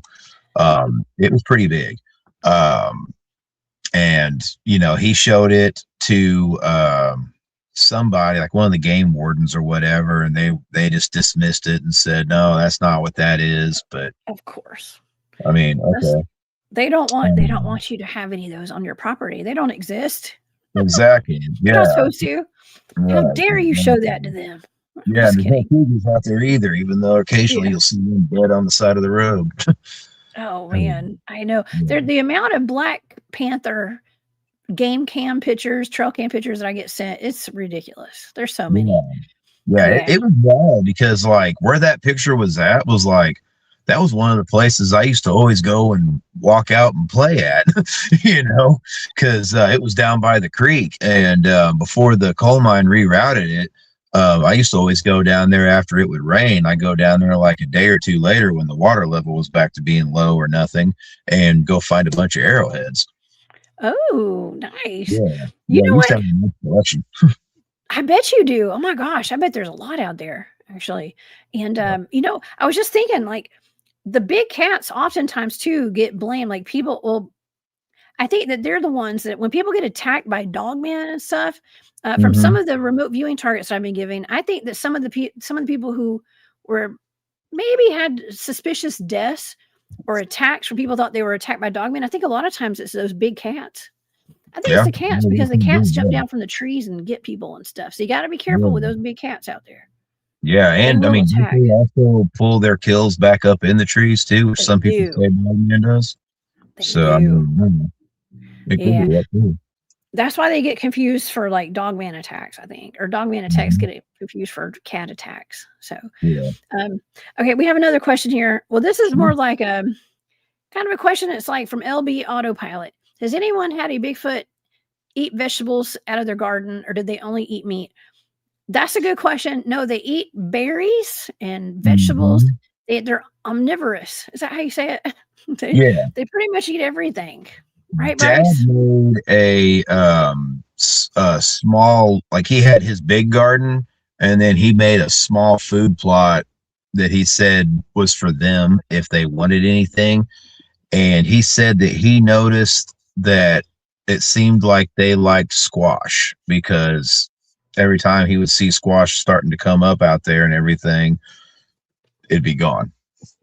Oh, And he said that one time he said that he found a print, like half a print, because it was like it stepped halfway in and grabbed it. Um, I haven't I didn't see the print, but I know where the food plot was, and the food plot was where we kept getting a lot of those mimicked owl whoops or owl poos, and then I heard a couple whoops from that direction too, because there's another pond right over there too, just behind the old barns and stuff. oh So man, that's I would, cool. yeah, so I would agree that they eat pretty much whatever they can, you know. And they will take your vegetables out of the Yeah. garden. Actually, Mark Green, a friend of mine who lives in Alabama, he's talked about Mhm. how they take watermelons out of his Yeah. garden. And Yeah. so, and something that always surprised me was like all the sightings of dogmen taking, picking apples and oranges out of the orchards and eating the We apples. have apple trees out there. There's persimmons out there. And strangely enough, there was this guy that used to be on Monster Quest. His name's Tony Gerard, Mhm. and he's in the documentary that's going to be coming out on streaming services later this year. But he found it out there that there was a wild growing passion fruit out there, Oh, and I didn't even know what it was. I mean, I'd seen the blue flower before and everything, but apparently there's like a green fruit that hangs on a vine, and I had, like I said, I didn't know what that was, but well, apparently it's like a delicacy or something. I don't know. well, it's surprising and kind of shocking at the things that people have seen dogmen and Bigfoot's eating. So, Yeah, I think they all eat everything. It's kind of like me. I'll eat anything. Okay. yeah, Especially Vienna sausages. I'm just kidding. yeah, yeah. Viennas, send them over. Okay. But okay, we have another question. Let's see. What's the next? Oh, Jane has a question. Bryce, any signs of little people? Any little people on your property? Well, we have seen orbs, so it could be the Fae, but I don't know so much as if you're referring to like the, like Pukwudgie type 3 foot tall people. Um, Joe did say that he kind of thought that could be something going on out there. Um, but I really don't know. I am getting more cameras to put out there, and a lot of audio recorders. I'm going to have them set up in various places where I've known I've heard stuff, and then other places on there that I just think there could be one at, like inside an old barn. There's this one barn that my well, whichever grandpa it was that was the first one out there, he built it. It's still standing. And I think that because it's like right behind it is a big wooded area, and I think that some of them are hanging out over there, or it could be Dogman, I guess. But there's definitely something over there because we've heard my brother had an encounter. He didn't see what it was, but whenever my stepmom heard something, she thought my dad was in trouble, and she doesn't believe in any of this stuff though. So that's why her testimony kind of holds more weight with me, even though crazy as it sounded. Like, she's not crazy. She's very sound of mind and everything like that. One of the smartest people I know. But she sent my brother out to go look for dad because dad had been bush hogging, and then he was supposed to come just home after he got done doing that, but he decided he was going to go fishing. So he went and he was fishing, but his phone was dead. So, so my stepmom couldn't get a hold of him, and he's just sitting there fishing, having a good old time. And my brother goes looking for him, and he got one of dad's friends that lived. He's one of the few people that do live out there, but he lives on the main road away from the farm, but in the direction dad was going, it was on the end of the farm that he would have been the closest person to call for help, and so they were looking for him. And over in the North Woods, he said that he got about 30 yards from the tree line, and all of a sudden something big started like moving back and forth in the woods in the tree line, and was growling and like just making all these aggressive noises, but never coming out of the woods. And it just kind of kept pacing back and forth. And he said it sounded bipedal too, was the thing that really freaked him out. 'Cause he was like, there's something in there, it's snarling and growling at me. He's like, I don't know what it is. He's like, I was like, I'm shining my light in there and I'm not seeing anything. He's like, you could tell where it was just because of the movement being so loud. And I was like, well, okay. And he goes, you need to tell your Bigfoot to be nice. And I'm like, that don't sound like Bigfoot. He's giving you ownership of the Bigfoots out there at this point. He's like, do something, Bryce. This is your deal. This is your problem. Hanging out, so it's my fault. Those are your friends out there. Yep. I'll take them, man. That's awesome. I love it. Oh, it's awesome because nobody can kick me off my research area. I own it. I know, right? That's a lot of land. It's basically like you're sitting on like a state forest or something out there. You know what I mean? But private. And I love that. I absolutely love that. Yeah. Do your neighbors? I mean, I know you guys don't have neighbors very close by, but I mean, anyone who owns like the surrounding land, I know you got like the national forest and stuff around you. Yeah. Have you talked to any of them about any of this activity, or do they have the same activity? Dad has to a couple people, but he's, my dad's in his mid 60s. So, people of his age, they don't just come out and say that, he kind of hints around at it. Like, you had anything weird going on out here? And there's this one dude that his property line shares the property line with one part of the parts on the farm. A little further, what would that be? North. And he said, yeah, kinda. He goes, I guess one of his dogs went missing, and he was like, it was so weird. It was like, because it was at nighttime, he heard the dog barking, and all of a sudden the dog quit barking, but the dog was also gone and it was chained up. And Uh-oh. he as far as I know, he never found his dog. Oh So no. yeah, so I don't know, because far as I know, all of our animals, I mean, we got there's a bunch of, country cats out there, like, like house cats, but they're outside. Yeah. And dad and my stepmom's dogs, all of them are accounted for. Um, my little brother used to have a tiny house out there, and he had like a small little hobby farm going with his girlfriend at the time. And I mean, they had all kinds of different animals. They had a pig, some goats, chickens, all that. And he did say one time that he thought he heard something messing with the fence over there by where the pig was. But whenever he got outside to look, nothing was there, but he had heard like something kind of like just shaking the fence, So I don't know. Hmm. Pretty wild. Oh my gosh.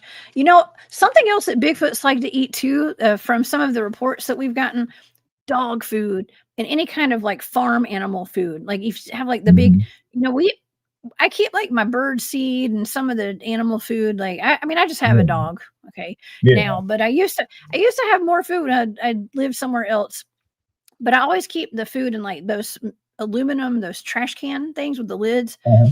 Yeah. and anything like that. Bigfoots love to go into that stuff and take dog food and any kind of Yeah. food that's in there. Yeah, so they eat I know. vegetables, meat, and dog food, y'all. Just so you know. Yeah. I know. One of the small sheds behind Dad's house, back whenever my great uncle was still alive and granny, he used to store dog food back there, and sometimes he would just have bags of it sitting back there. I don't know if anything ever got into it or not, because he always kept like a brick on top of the lid. But maybe, I don't know. Oh man, I just thought of something too. Thank you, Rose Thistle Artworks. Yes, I think it was Greg House talked about how they would. I think it was Greg, if I'm not mistaken, was talking about how they would guzzle cooking oil and stuff, drink cooking oil after they would have like a fish fry or something. Yeah. And Flat Rock from down in he lives down in South Alabama, and he's Okay. got Bigfoots on his property, and he's got like audio recordings of Bigfoots going up to his grill by his house and licking the grease plate. You can hear them licking the grease after they'd like cook some bacon and some meat. And Yeah. I mean, I guess it's a good treat. You know what I mean? I mean, if you can't have the bacon, I guess it's the next best thing. Just go lick it. I know, right? It makes you look at your grill different next time. It's like, Yeah, ooh, really. Gosh. Bigfoot cooties. Yeah. The Oh my DNA gosh. evidence is right there. That's right. That's evidence, man. Yeah, Yeah, bag it up, man. Oh my definitely. gosh. That is so funny. Oh man, yes, guzzling cooking oil. That is so gross. I remember hearing that and I was like, oh, it made me want to gag. It's like, Yeah, I just can't even imagine. I mean, no, ugh, yeah, I I don't know. know. Oh my gosh, Um, Bryce, this has mhm. been such a fantastic show. I want you to come back and Yeah, come and hang out with me again, and let's talk about some more of your stories. And okay. I know what is this, 2.5 hours? That's a great show, y'all. I know Mhm. we're keeping y'all here. It's late, but it's Saturday night. Okay. Exactly. Party time. I know. Listen, time flies when you're having fun. That's Okay. right. And I didn't realize it was that long. I know I've had a blast tonight hearing your encounters, Bryce, and it's just been awesome. So thank you Yeah. so much for sharing your encounters with us. Oh, And you're very welcome. Thank you for having me on. I appreciate it. Hope everybody in the chat and watching has a good time and a good night.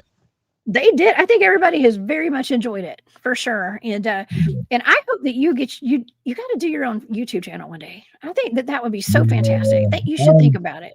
Yeah, a lot of people are telling me that, and I'm as soon as I get this whole how to use YouTube for making, videos and doing stuff like that, I'll be in it, because yeah, it seems like the next step, and then I can just all my investigation footage I can just put up there and say, here's what I found. Heck So yeah. that'd be cool. I think you should. I mean, some boots on the ground videos and stuff, and some interviews with your family. I think it'd be perfect. Hey, Yeah. I think a lot of people would tune in, and I know we Yeah. had a lot of people tuning in tonight. Yeah, Uh, that's good. we That's did. good. We did. Thank you, Main House. She says Bryce is an excellent guest. Great show, Jessica. Thank you, Main Yeah, House. I definitely appreciate you. appreciate Oh yeah, lots of wonderful comments. Okay, well you have a documentary, or there's a documentary done on you and your property, and why Mhm. don't you tell the audience about that? I know we've got links in the description box underneath the video, so if you want to Yeah. promote it or whatever, let us know what it Sure, is. sure. Okay, so back in June or July of last year, we released that documentary. I believe Joe's channel, and if he's watching, he's probably going to strangle me because I can never get it right. I believe it is Red Room Films, semicolon, Monsters and Legends. Or maybe it's Legends and Lore, or maybe it's Monsters and Lore. Something like that. But the easiest way to find it is just go to the search bar on YouTube and type in the Pond Creek Monster. And you'll see it. It'll pop up, and it's just look for the one that says it's from the channel Red Room, whatever. And that's it. It's about an hour long, and that was the initial one we did. And then there's been so much more because that video got 10,000 views in the first week. And I mean, Joe's channel is not a very big channel, and he's got a lot of great content on it though. And because he goes out just about every weekend investigating all over the state of Illinois. And there's with whenever it did so good with the views, he decided, you know what, we're just going to go ahead and do a full-fledged documentary on this, like some of the other ones he's done on, like the Big Money Monster, the Grand Tower UFO incident here in Southern Illinois happened back in the 70s. Also, matter of fact, I believe that happened the same year that the Big Money Monster did. And Grand Tower and Murfreesboro are not that far away, so Wow. could be a connection there. But yeah, it's sitting there. The one that's going to be on streaming services, it'll definitely be on Tubi.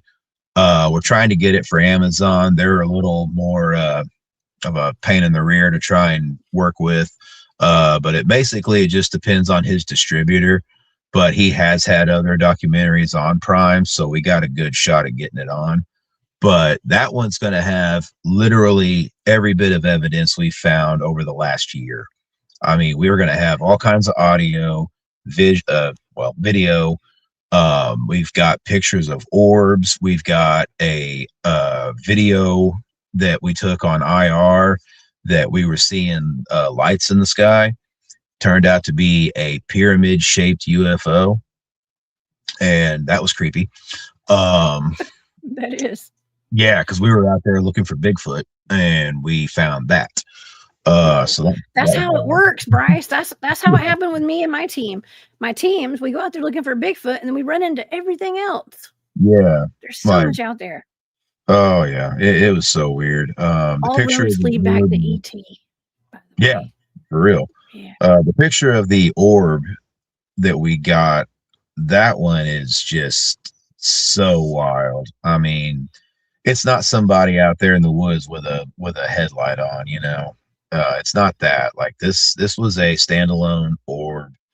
It was orange in color, but the picture is from the IR or the IR, and so it looks kind of grainy and everything, but you can totally make it out. I'll send it to you after we get done, and you can see it. It's wild. But yeah, like I said, every bit of audio, everything we have video on. I mean, you watch that whenever he gets done with it, because the YouTube documentary was done phenomenally, and this one here is going to be even better. I mean, he's really good. And Impromptu Truth is his YouTube channel. That's Truth and Bass. Yeah, that's their channel. Yeah, those are good. Those are two of my best friends right there. It's not Red Room Film, Skidder Operator. It's Red Room. Okay, Red Room. Yeah. Red Room. Yeah, not Red Room. Not Red Room. Maybe if I stay out in the woods too long, but I don't know. Close. That's funny. But yeah, no. But no, I mean, it's like I'm gonna get that YouTube channel going because Truth and Bass have been pushing me hard into it, and then like you saying I should.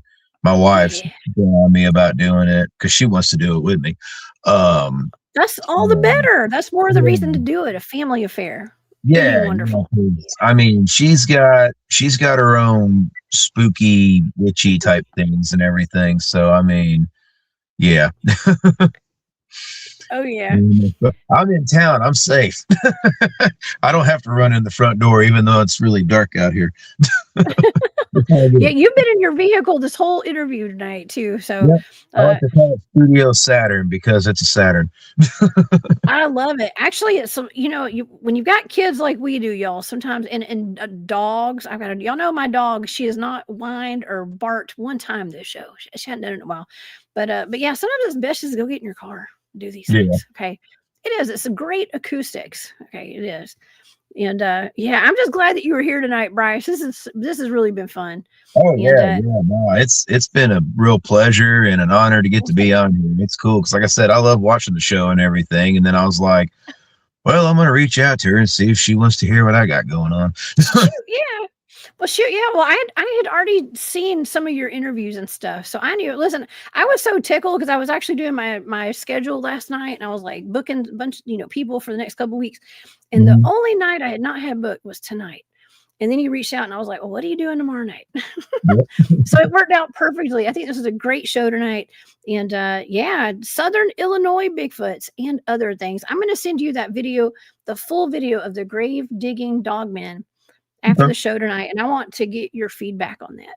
Yeah, Okay. definitely. Give me your feedback, please. And yes, I think you got dogman. I'm just saying. Yeah, I'm starting to lean that way. I'm definitely more open to it now. Yeah.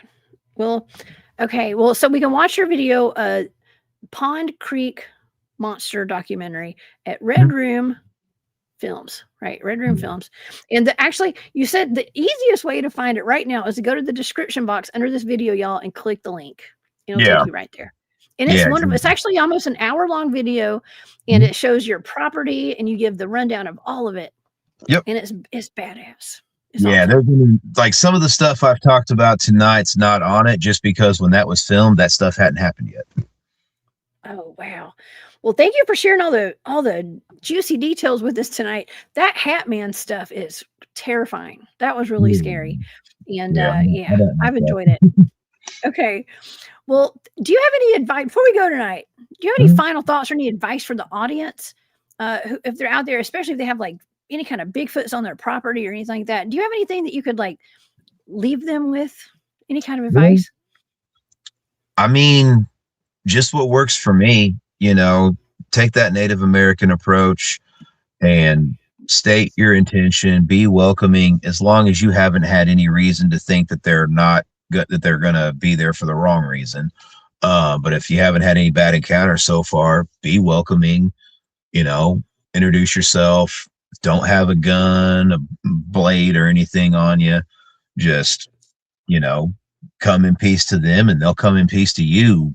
So far has been how it's been for me. I'm only speaking on my, encounters, my, experience and everything.